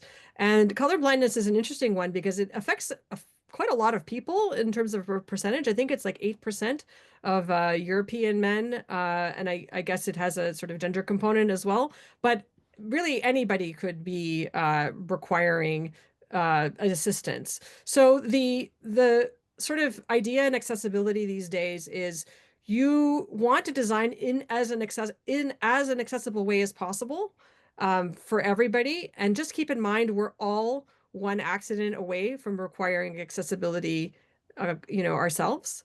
And there's also a history of things that were created strictly for a specific community. I'm thinking now of subtitles, for example, end up getting used by everybody. So when you design for people who are colorblind, you're also designing better for everyone. So just because people can distinguish, let's say, two very pale colors, doesn't mean that you should design that way just because it's possible. So I always try to think about accessibility when I'm designing. In terms of the tools, I would say there's sort of two main things that you might want to keep in mind. One is try not to ever use color as the only indicator of meaning. So color can add to meaning or like amplify the meaning of something. But if the only difference is one is red and one is green, especially if they're basically the same value of color, like you mentioned, people are not going to be able to say tell the difference between them. But if they're red and green and they have different labels, or a different icon or another indicator of meaning, then that will be okay, because if somebody doesn't see the color, they'll see the other parts of it, right? So another thing I see sometimes are highlights of like a pink and a blue and a blah, blah, blah, a rainbow, right, of things.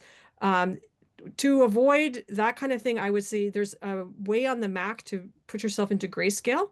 So in grayscale, it takes away all of the color and all you see are the value of the colors that you've used. So if you use a light pink and a light blue, they might look almost identical in grayscale mode. So that's one way. I think that you can mimic certain color, blindness. There's different types. So I think there is a way to mimic those on the Mac if you're interested, but I don't usually bother. I just usually go into grayscale and say, okay, can we tell the difference between these two colors? And also that additional thing of making sure that color is adding to the meaning, not the only way of conveying the meaning. Does that help? Yes, I just wanted to bring it. It's not something that is talked about. Design, the stuff you're doing isn't talked about quite enough. But then on top of that, some of the nuances around that are definitely not talked about very much, because the assumption is, you have to, we'll call it modernize interfaces. And, I thought the example you showed with just with that card, with whether something was overdue or not, was a great example of several things working together. It's isolated. You've used different font sizes and color. So the three things work together. You're not just expecting one thing to take the whole load. Yep. And what we recognize is that when something's done well, it's like, oh yes, I want to go and copy that straight away because it's done well. But we don't necessarily see enough enough examples for us to be able to do that with. But I was just, it was an issue that was absolutely the top of my mind when I came last week, was making sure I don't make it worse just because I'm trying to make it better. Yeah. I try to avoid using too much color anyway, just because it can get very tricky.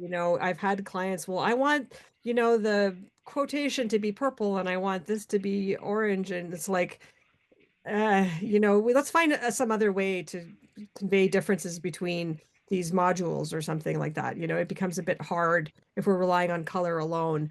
But you're right. You're touching on something which is really that accessibility is important. It affects more people than we think. We don't necessarily know what kinds of accommodations our audience is going to need, even though we're working in often, companies where there's maybe not thousands of people using our FileMaker, there may be a few hundred, but you can still have a range of abilities to see in that area. And so you need to be sensitive to that as well. And like I said, as we get older as well, right? Younger people also might have different abilities or needs. A lot of younger people prefer dark mode, for example. I don't use it a lot, but some people do use dark mode. So yeah, I think you're right to be sensitive to it and to always think about accessibility first. The biggest thing I would say, there's a website called Contrast Ratio. I think it's contrast-ratio.com. So if you're looking for any the difference between two different colors, I believe there's the WCAG guidelines say it's 3.1, I think. Don't quote me on that number, but there has to be a minimum contrast between the two. So there are guidelines for the web, which are quite well documented. We can use those and just use those same ones. So I've literally just posted in the chat one of the sites they use for that. So have a look at the chat, and it's the WCAG color contrast checker. So you can just put any colors in there, exactly that. That's right. And also the WCAG guidelines in general are good to read because they kind of tell you sizes and what size should you have for what kind of information. If it's a smaller size, it can be bold, because that will increase the amount of readability. But it goes through quite a lot of different scenarios. So if you're interested in making your work more readable, and we should be, even if we're not specifically knowing that we need people who need accommodations, but just in general, right? That would be, I think, important to do anyway, just because it's good practice. Yeah. I hate to interrupt because I'm loving this conversation. I'd like to go on. I just realized we're over time and Honza's waiting. Yeah, we are over time. Are you able to stay around for the virtual bar later? Yes. Well, maybe we can. I might turn my video off and grab a bit of a snack while Honza's speaking. Of course. Yeah, that's very acceptable on FMBug. Sorry to interrupt everybody. That was shaping up nicely, which is exactly what we wanted. And many thanks, Alexis, for that talk. Honza, slightly late, I'm afraid. I hope your cough holds off. Yeah. Okay. So I had 2 sessions at EngageU, and instead of choosing one, I simply selected the slides that people came back to me asking about. So it will be a compacted version of both sessions. So let me share my screen now, and I'll start with this one. Can everyone see it? Yep, all good. Okay, so very quickly, in the first session, I was talking mostly about tracking stuff with RFID. Just to give you a quick background, we started tracking stuff in 2003 when we started selling computer equipment.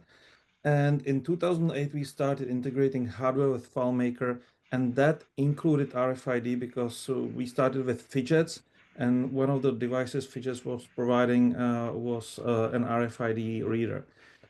We also integrated some barcode scanners and other RFID readers with FileMaker. So basically started expanding all the different devices that you can integrate with FileMaker to get the physical world connected to the software running on your computers and devices. Well, so when you think about tracking stuff or reading RFID, the easiest way to do it is the FileMaker way. Well, you basically make your FileMaker client work with the device. whether it's a FileMaker running on a desktop or on a mobile device. And for that purpose, when you just want to hold your phone and scan an RFID tag, whether it's NFC, low frequency RFID, ultra high frequency RFID, you basically will need some kind of software that lets your FileMaker solution talk to that device. So for that purpose, we have some plugins and one service that will help you with easy way to build a mobile app working with a plugin. You can find them all on this part of our website. And you can also find quite a good amount of articles and videos specifically about RFID on our website. So when you go to our news and search for RFID, you can read a lot about how to integrate RFID with FileMaker on your own. So that is basically about the easy way, the easiest way, which means that basically you do what you are used to do, write some FileMaker scripts and integrate something with them on a client-side basis. Then there is the hard way, where you want the RFID to work seamlessly with FileMaker without the client being involved. We originally did that ourselves for a solution that we used to track our hardware assets, because as we started integrating different hardware devices with FileMaker, we started collecting a lot of different hardware, which is not very cheap, and we want to make sure that we don't lose anything. So basically, we added a RFID reader with antennas into our cabinet where we store all the devices. And when someone goes there to borrow a device, we just take that. We just let the user scan a QR code to enter in the database to mark that device as borrowed, but we also automatically see that the device has been removed from the cabinet, or when it has been returned to the cabinet thanks to the RFID antennas and a reader. And to have this, we originally used data API using our PHP-based framework that is open source and available for you to use as well, and directly connected the RFID reader to our FileMaker server. So whenever something was removed or added to the cabinet, the RFID reader automatically sent an HTTP request through our simple intermediate PHP page that talked to FileMaker and added the record in the FileMaker database through data API. You can do this as well, and it no longer it does not require just the FileMaker knowledge. It requires a little bit of knowledge of some other technologies such as PHP. You don't have to use data API as an alternative. You can use OData, but as I mentioned, that's the hard way because you have to learn some extra technologies. And there is one more caveat, and that's the RFID readers typically can recognize up to 2,000 tags per second. And you can imagine that if something is happening and it starts generating 2,000 requests to FileMaker server per second, the server will get easily overloaded. So you have to also work around this and find a way how to prevent this overload. The other thing that we implemented recently for a customer with RFID without involving FileMaker client was an RFID attendance system where employees simply come in and check in with the RFID tag. And we based this again on fidgets and a custom 3D printed case for the reader itself. And that's for the user-facing part. And we used a Raspberry Pi as a controller that sits secured in a server room. and that basically decides how to respond to the RFID tag, whether it's a known one or not, whether it's supposed to open the door, and so on. The RFID, the Raspberry Pi also works as a prevention against FileMaker server going down, so it can cache the events and send them back to FileMaker server when it gets back up. It's also designed in a way that it's as secure as possible and low profile. So basically, all the logic is in the controller on the Raspberry Pi and not in the readers themselves. So when someone tries to hack into the reader, the only thing that the reader does is read the RFID tag ID and send it to the controller for processing, but it does not do any decision making. So it's quite safe. And because it's based on the proprietary features interface, it's also not easy to mimic the RFID protocol and send a fake RFID tag.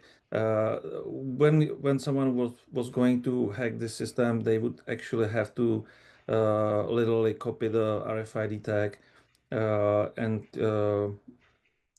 attach it to the reader. So that's something that we have done just recently, and we are able to offer it to other customers as well. And those are the ways how you can implement it yourself as well. But as I mentioned, it's the hard way, because you have to work around all the difficulties, all the technological aspects of RFID. But we also have an easy way available, and that's a product that we call Trexi. And it's a complete RFID tracking solution built not only for FileMaker users. This is a brief video showing, which we have on the website, showing what Trexi can do. So basically, you can track assets, goods, orders, people with RFID tags. We basically primarily use UHF RFID, which can be visible to the antenna from up to about 30 meters.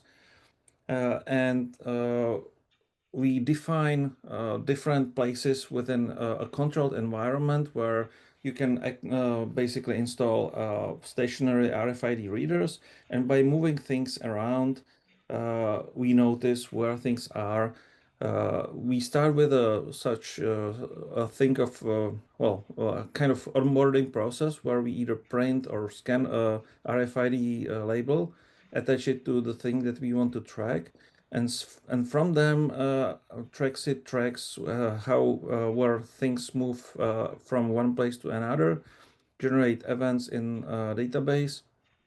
Generating those events can generate triggers which can call things in external system like ERP.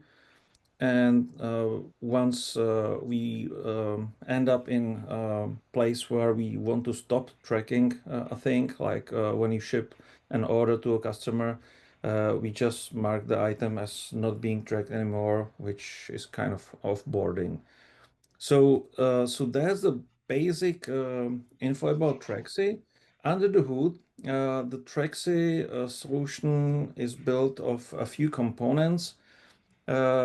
On the software side, so the core is a FileMaker database, which holds all the items, checkpoints, events. Then FileMaker Pro as a user interface, but that can be replaced with your own database and just connect to the main Trexi database as an external data source. Then we have a Trexi mobile app that integrates with the mobile devices such as barcode and RFID handheld scanners, the mobile label printers, things like that.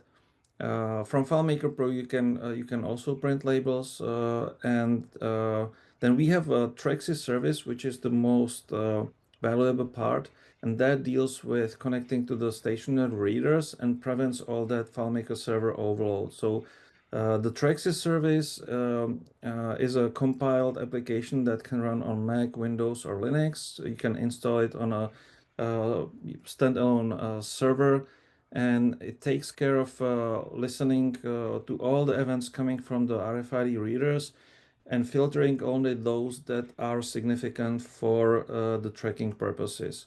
So for instance, when a tag is seen 12 times within 12 seconds, oh, sorry, 10 times within 12 seconds and twice it's not seen because of the, for instance, radio signal interference.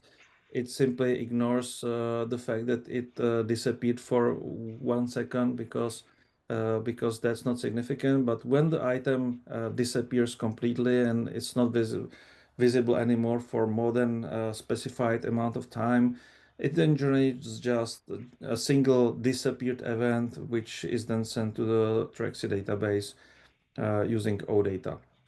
And because we are using FileMaker, we can easily integrate it with any ERP that has some reasonable integration possibilities, like some RESTful API, external data source through external through SQL database, or something else that FileMaker can deal with. So how it works from the process perspective and data structure, we have 3 basic tables: items, checkpoints, and events. Item is anything that we want to track. What's interesting in our specialty is that you can identify the same items with different ways and even different RFID tags. So it does not rely on a single unique tag to be attached to it. You can attach multiple tags to it, which increases the readability of the RFID from different angles, for instance. You can also identify the item with a barcode and a readable RD, a human readable ID. As part of the database, we have checkpoints. Checkpoints are basically places, and we recognize 2 kinds of places: those which items can be physically stored in, like rooms or shelves, and so-called gates, where or pass-through points, where items can pass through or pass by. For every item and checkpoint combination, we log events, and you can, for each checkpoint, you can see for each item what was the last event or what was the history of all events appearing there. As an extension, we also can use LED stripes to identify specific positions within a cabinet or a rack, which is a cost-effective alternative to having RFID antenna on every single shelf. And for verifying everything as an inventory counting, the mobile application that we have includes a simplified interface for counting everything that's in a single checkpoint, where we provide 4 different ways to identify the found things, find out items: manual, using the device camera, using a attached barcode scanner, and using a handheld RFID reader. So that's how Traxi works. And we don't only provide it to our customers, we allow any other Claris FileMaker developer to provide the solution to their customers. So if you have any customer that might benefit from RFID tracking, we are ready to offer that through you to your customer and provide all the necessary support and give you a commission or let you charge a margin on it. So that's about RFID tracking. If everything goes fine, we may have a follow-up FMBug focused specifically on our barcode and RFID scanning in January. And let me briefly talk about, about the other session that I had in EngageU, and that was about FileMaker performance. Or shall we first answer questions, or can I just go through the performance and then leave the questions to the end? What do you prefer? I'm happy with either, Honza. If anyone's got a quick question they want to throw in now, do. Otherwise, let's let Honza talk about the performance and come back to normal. Okay, that sounds like no quick questions, so I'll start with the other one. So I took a lot of different topics from the performance perspective, including AI.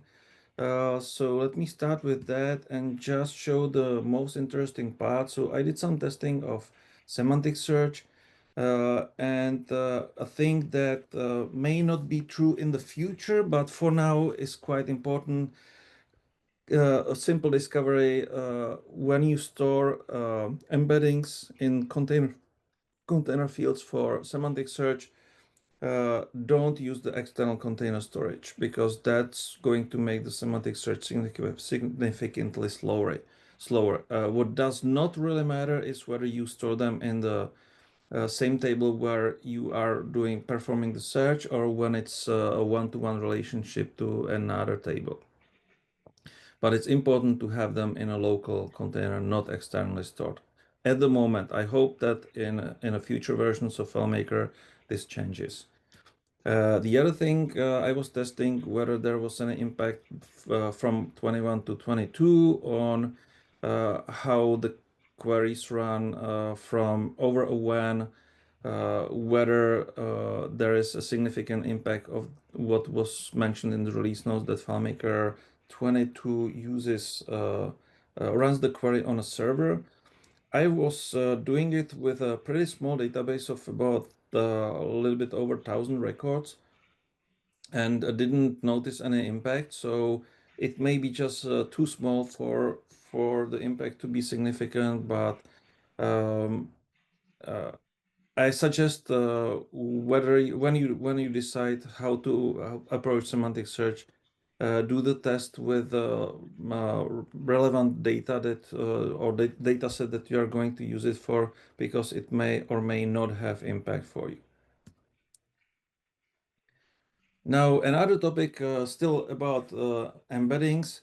I compared 7 different models for text embeddings, and I was comparing them from the performance perspective, both for generating the embeddings and then the semantic search itself. So these were the different results. The first one was using OpenAI as a cloud service. All the other ones were running locally on a Claris AI model server on my MacBook Pro. And the difference between those models is mainly about ability to handle multiple languages, because I was using it on a Czech text data. So basically, you can get a smaller, more efficient model if you only need to use English, but if you need the model to be multilingual, you have to opt for a bigger model that has high requirements on both RAM and CPU power. So this was the chart, compare them for the embedding generation, and this one was for the semantic search itself. The key takeaway from this is that you most likely are going to generate embeddings once, but use semantic search many times. And there is a huge impact of the cloud-based service compared to a local running AI model server. So for semantic search performance, it's definitely good to go for your own server, not only from the privacy or security perspective, but also from the performance perspective. And just by the way, this was after judging the quality of the results. So another takeaway is with AI, you no longer care only about the pure performance, but you also have to compare the performance versus quality of the results that you're getting. One more thing I was testing was the Claris AI model server, and as Sarah mentioned, it is definitely not recommended to use that on the same machine that you use for hosting your FileMaker databases. But I was kind of curious, so that's exactly what I did on my computer.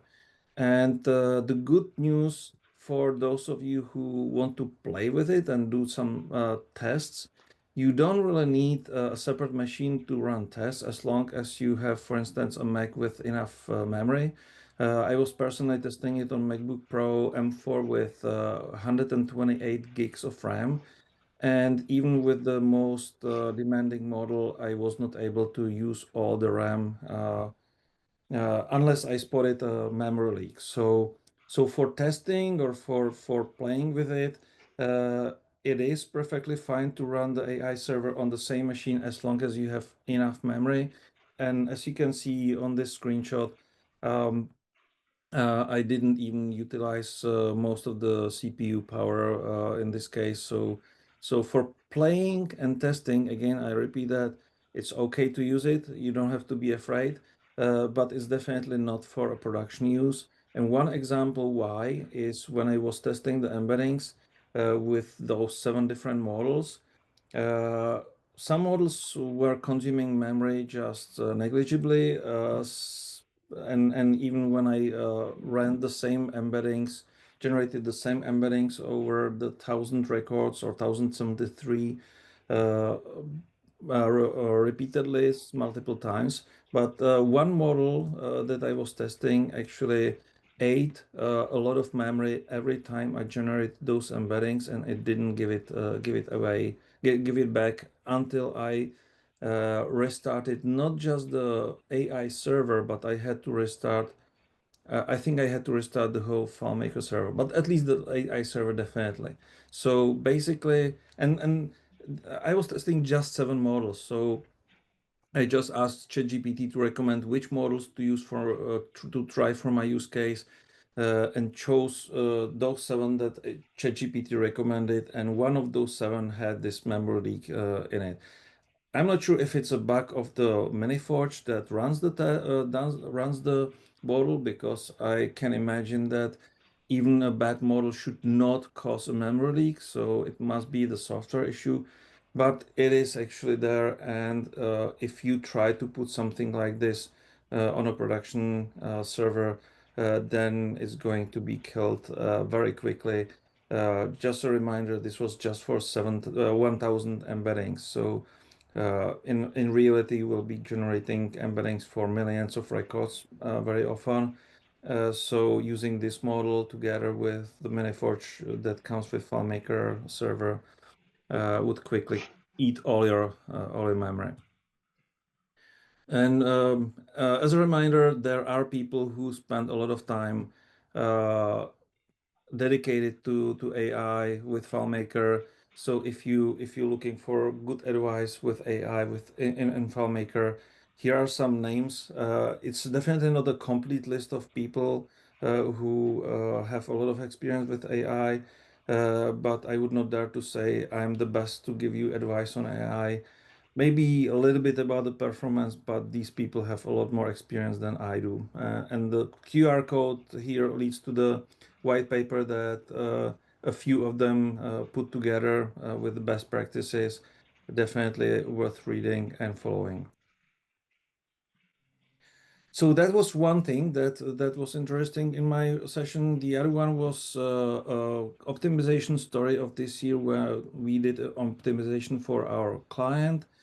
And it was specifically about optimizing a script that was going to this layout. And the user experience was that it was taking very often up to half a minute to just show this layout. Important thing we discovered, and it's a common pattern that's appearing over and over again with our optimization projects, is that it was not the script, it was the layout rendering that was taking the most time. So the script itself took only about half a second in production, but on the same test case, 11 seconds almost 11 seconds to render the layout after the script went to it. So that reminded me on the importance of being able to benchmark layout rendering. And this is something I discovered a few years ago that is still valid. It may not be valid in the future when layout rendering becomes multi-threaded, but because it's single-threaded now, the most reliable way to measure how long it takes to draw a layout is to set up, to install an on-timer script trigger right after storing a timestamp, and then in that script trigger, recording the timestamp when the script gets triggered, because the script does not run until the layout is completely rendered. There is one only exception based on my experience, and that's web viewers. So everything else gets rendered before the on-timer script trigger runs. Only web viewers are rendered after or while the on-timer script is running. And this is just the result of our optimization based on measuring that layout rendering and figuring out what was slow there. So the most important takeaway from this story was that layout rendering, and that it's possible to measure it. Here, just a quick reminder, we have a new version of FMBug that we recently released.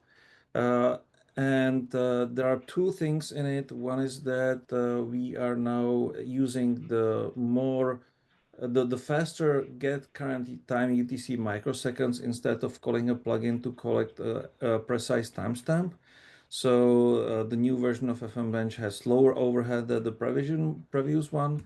And another thing is a new feature that we have a integration with other tools such as Base Elements or Inspector Pro, where you can simply click a button in FMBug to reveal more information about the specific script in that other analytical tool. And you can do the same the opposite way. For instance, in Inspector Pro, you can examine a script and you can click a button to see that script in Bottleneck Finder in FMBug.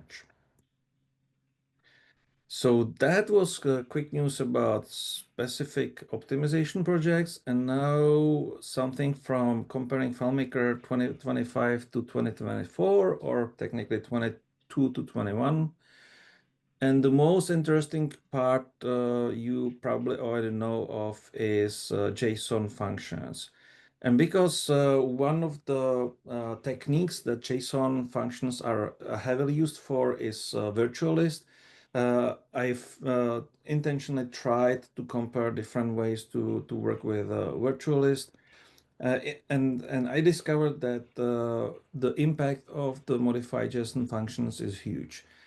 In the past, I discovered that until FileMaker 21, it was significantly more efficient to store the data for virtual list in a tab delimited form in a single global variable, because extracting the individual values from it was faster than extracting values from a JSON.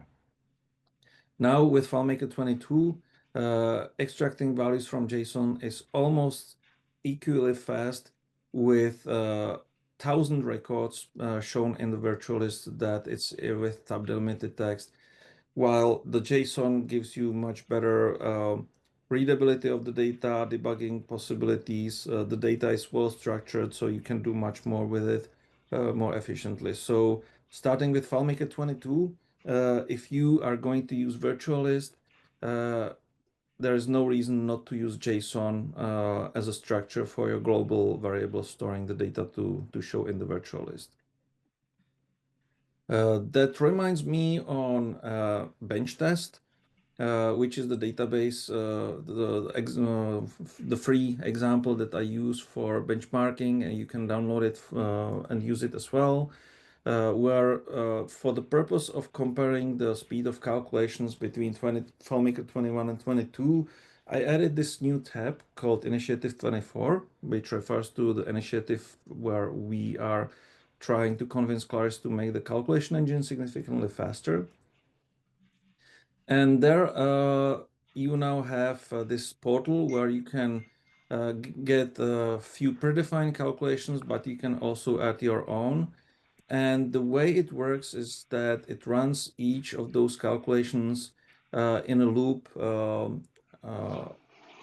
and gives you a score that tells you how many times per second your calculation gets evaluated. So this was the example calculation that I used originally to compare the speed of JSON functions. Basically, one calculation was generating an array of random values. The other one was looping through that array and extracting the values from the array. And with my initial test, when FileMaker 22 was released, it got about 12 times faster. But later on, I discovered that it's actually the speed of the JSON functions is actually depending on the amount of data that you are dealing with. And the larger the JSON you are going through, the bigger the difference between FileMaker 21 and 22 is. So this shows the dependency of building JSON based on the number of nodes that you are creating. On this chart, it's from 100 to 5,000 nodes. The same for looping through a JSON with up to 5,000 nodes, and looping through the JSON in a different way. Here I was using two different methods. One is because the JSON was two-dimensional, so it was a JSON array of JSON objects, which each JSON object was an array of objects. One method was just referencing specific object and still dealing with the same original JSON, while the other method was in a loop going through the top level and extracting the lower level into a separate variable and looping through that smaller JSON in a nested loop. And based on the number of objects, number of nodes in the JSON, these were the values. And the nice thing is with 5,000 nodes, looping through the JSON was 28 times faster in FileMaker 22 compared to FileMaker 21. So finally, you may recall that in the initiative 24, I was trying to set the goal to make the calculation engine 24 or more times faster. So at least for looping through JSON objects with at least 5,000 nodes, the goal is achieved. But that's just a start. This is a slide from a Claris Engage session where Clay Michael was explaining what's behind the scenes, the new JSON functions. He also talked about the JSON parse function, which basically pre-parses the JSON in a memory so that any further JSON functions referencing it are significantly faster. And in order to be able to use this JSON parse function and still retain compatibility with FileMaker 21, I suggested this custom function to use so that it takes advantage of JSON parse in FileMaker 22 but doesn't break in FileMaker 21. But very soon I discovered there is no need for it. And the main reason is you can completely avoid explicitly using JSON parse simply by using the FileMaker JSON functions to build your JSONs. Because all these functions that you use to build a JSON automatically generate the JSON pre-parsed as a binary object in the memory. So as long as you keep the result of the function in a memory, like in a variable or in a script parameter or script result, you maintain the performance you got from FileMaker 22 without explicitly changing your code to use JSON parse, which is not compatible with the previous versions. Another thing that came with FileMaker 22 is get record IDs from FoundSet, which actually lets you get the IDs in 5 different ways, including ranges where if you have consecutive IDs, you don't necessarily get separate value for every records. You can get them as strings, numbers, JSON, and you can use them in a new script step, go to list of records to restore the found set. In order to test the performance of these functions to get list of records and go to list of records, I added a separate test to a bench test. And in the bottom, you can see the link where you can download the latest version. And the main thing is that it again provides a way how you can speed things up, because getting and restoring a found set using these functions does not require a single call to the server, because FileMaker Pro already knows which records are in the current found set, and in order to restore the found set, it does not have to do anything else just by restoring it in the memory, because again, you give it all the IDs of the records that has to be in the found set.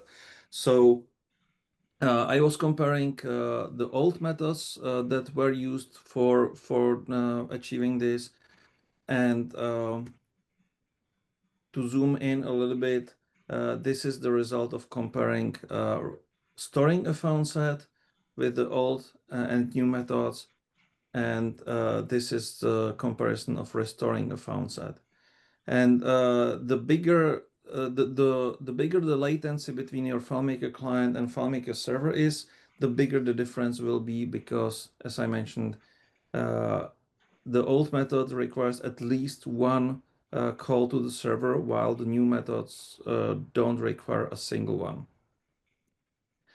And that takes me back to my favorite topic, and that's calculation performance. As I mentioned,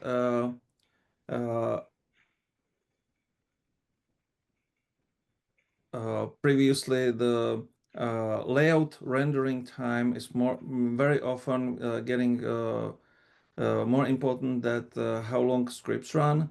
And the other thing is performance is getting more important than it was before, because people get too busy.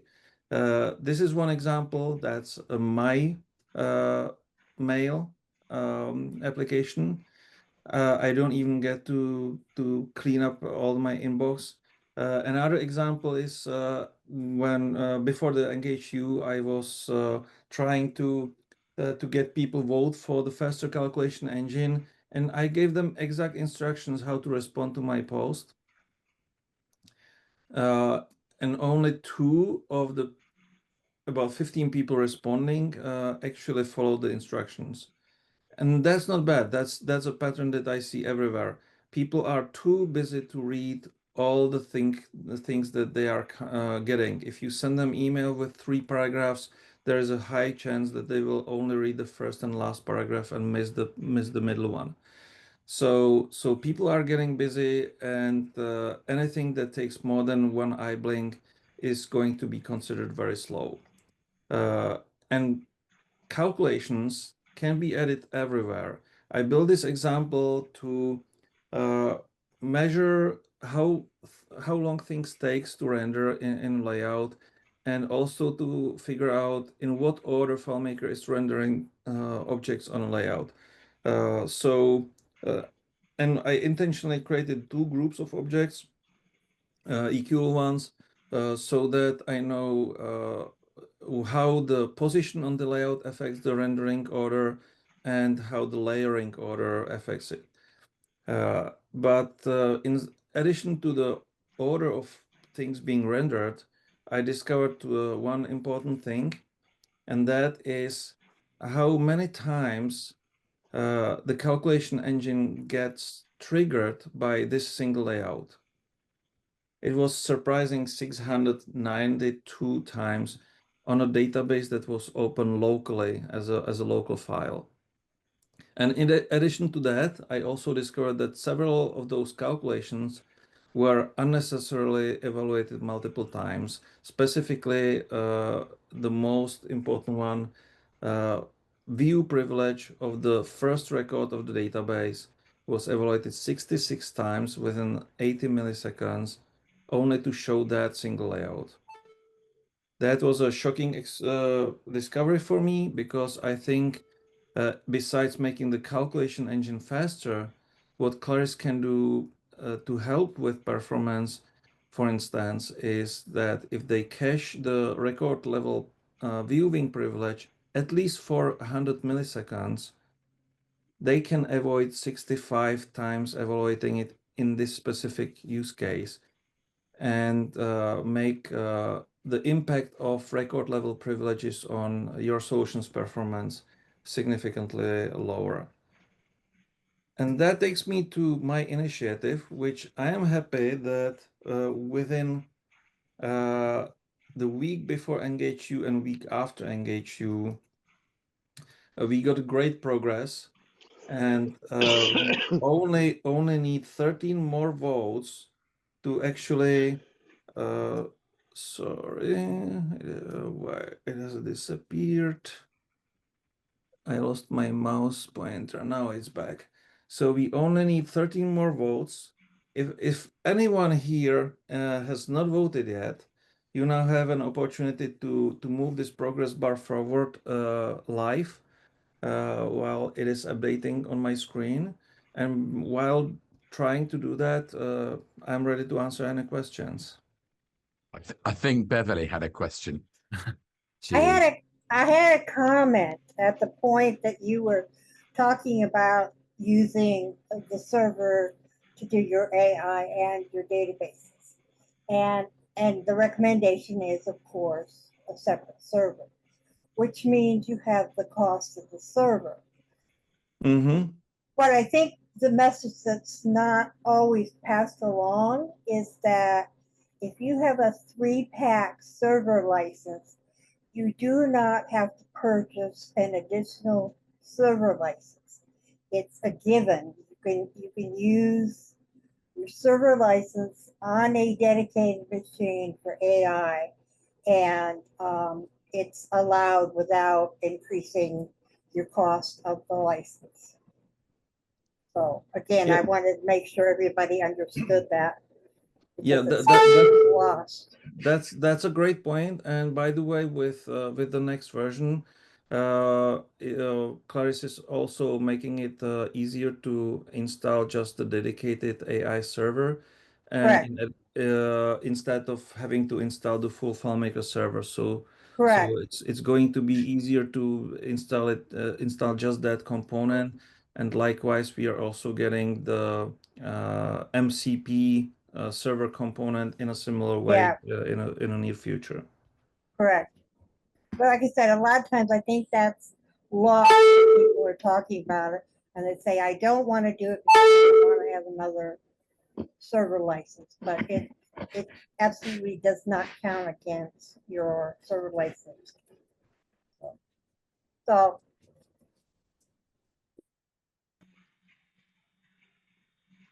okay, Tony has a question. Hi, let me take my hand down. The Honza, thanks. The RFID. So background.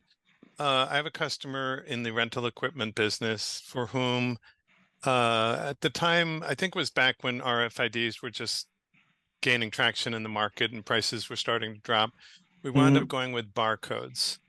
So that's just the context for the questions that I might have, which is, and I had to look up RFID.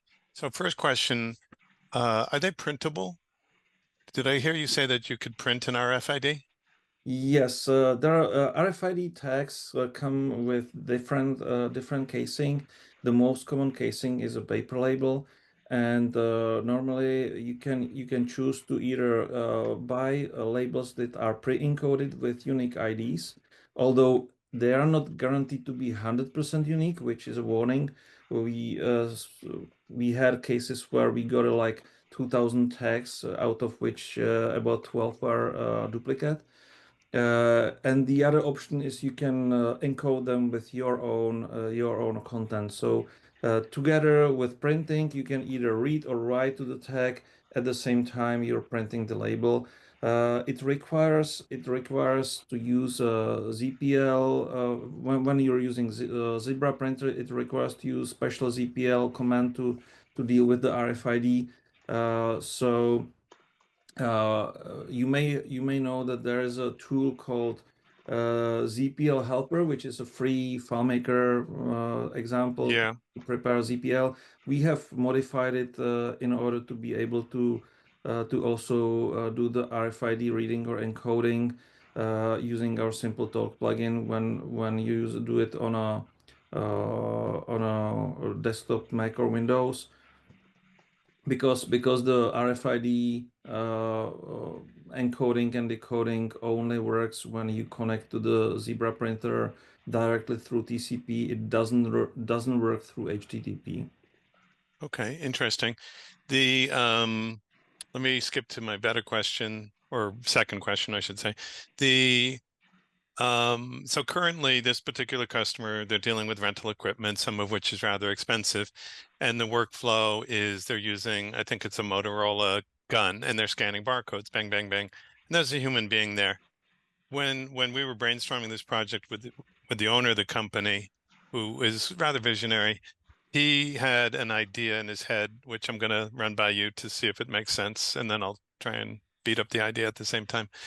His idea was like, wow, wouldn't it be cool if I could load up a basket of equipment or a cart and whatever. And let's just say I put 20 things in, 100 things. I put a huge number of things in, and then I wheel them through a gate. Just to use, Honza, the language that you used, which was like static places and gates, transit points. In this Exactly. case, the gate would be expensive equipment going out the door. Now, his idea would be like, wouldn't it be cool if by placing the objects in the thing and then by just pushing them through a pathway, each and every single item within that particular basket would be read. My thought would be, yeah, it's kind of risky because it would miss things. So I honestly, I didn't like that idea. I don't think it's that magical yet, but I'm wondering what you think. Yeah, well, it's very common use case, and it can be definitely done. There are things you can do to make it more reliable.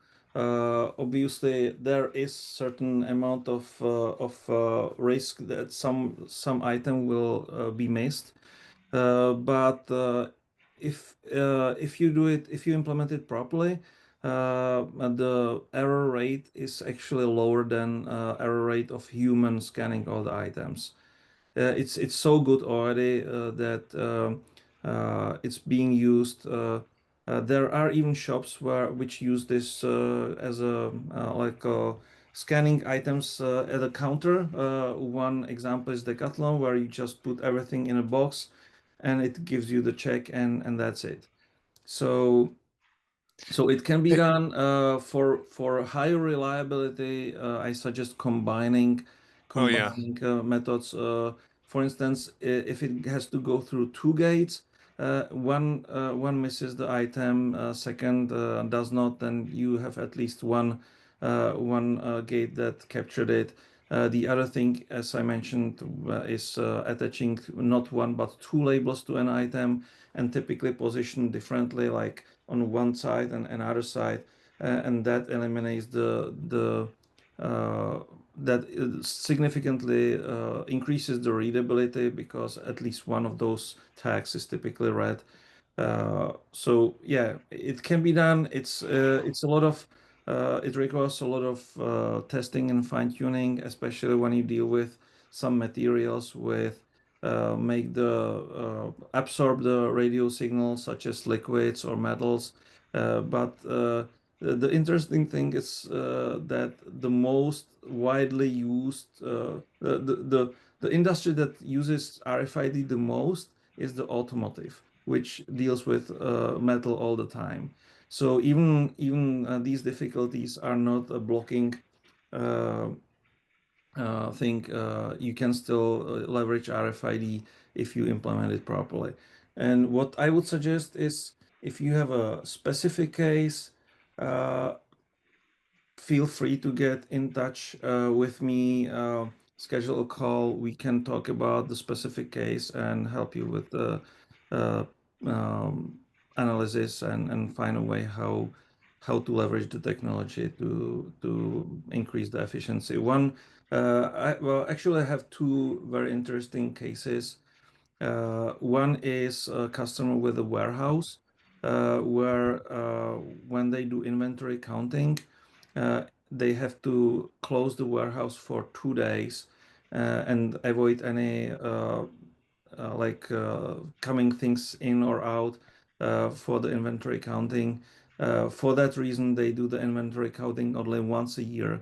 And when we pre-calculated how long it would take with a single handheld RFID scanner to just go to the warehouse, walk around all the shelves, and scan all the items, it would take maybe half an hour. Yeah, that's a terrific use case of RFID. So that's one case. The other one is packing things into a box. Basically, you put all the things into a box, and you don't have to open the box to scan what's inside. You just verify whether everything is there. So you have order which lists all the items that are supposed to be in that box, and by scanning the box with the RFID reader, you can verify whether there is something missing. And the reliability of the RFID is, even though it's not 100%, it doesn't matter so much in this case because, okay, so you can just walk around the box twice instead of once and increase the readability of everything inside this way, because normally the reader scans all the items inside the box within a second. So if you just try for 5-10 seconds, the chance that it would miss an item inside is almost zero.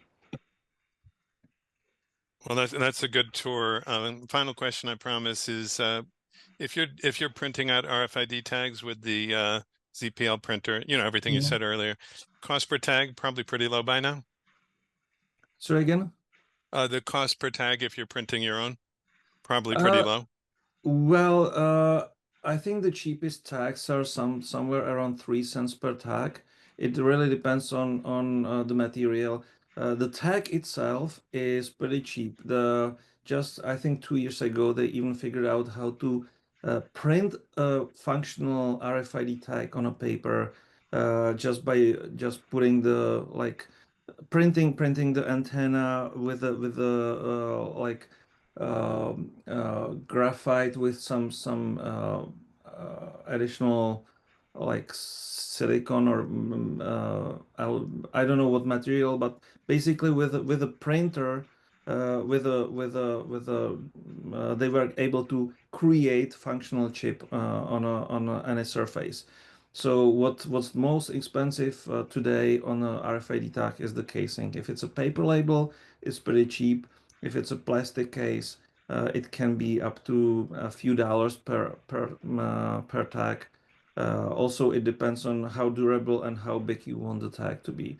So if you have a very small tag, like 1 by 2 inches, then it's going to be cheaper than if you want a big one, which is readable from a longer distance. Interesting. Thank you. Okay, thanks very much to everybody, and to Honza in particular then for that some really interesting stuff there and valuable stuff. I'm gonna actually open the virtual bar now and turn the recording off because we're way over this time. We always are, Joe. I think we're particularly over this one, but yes, we do run over. So Yes, and we're thirsty. Oh yeah, I'm thirsty. Thank you to everyone who's come and for making these events so great, and thank you particularly to everyone who's presented. And right, I'm going to turn this recording off now.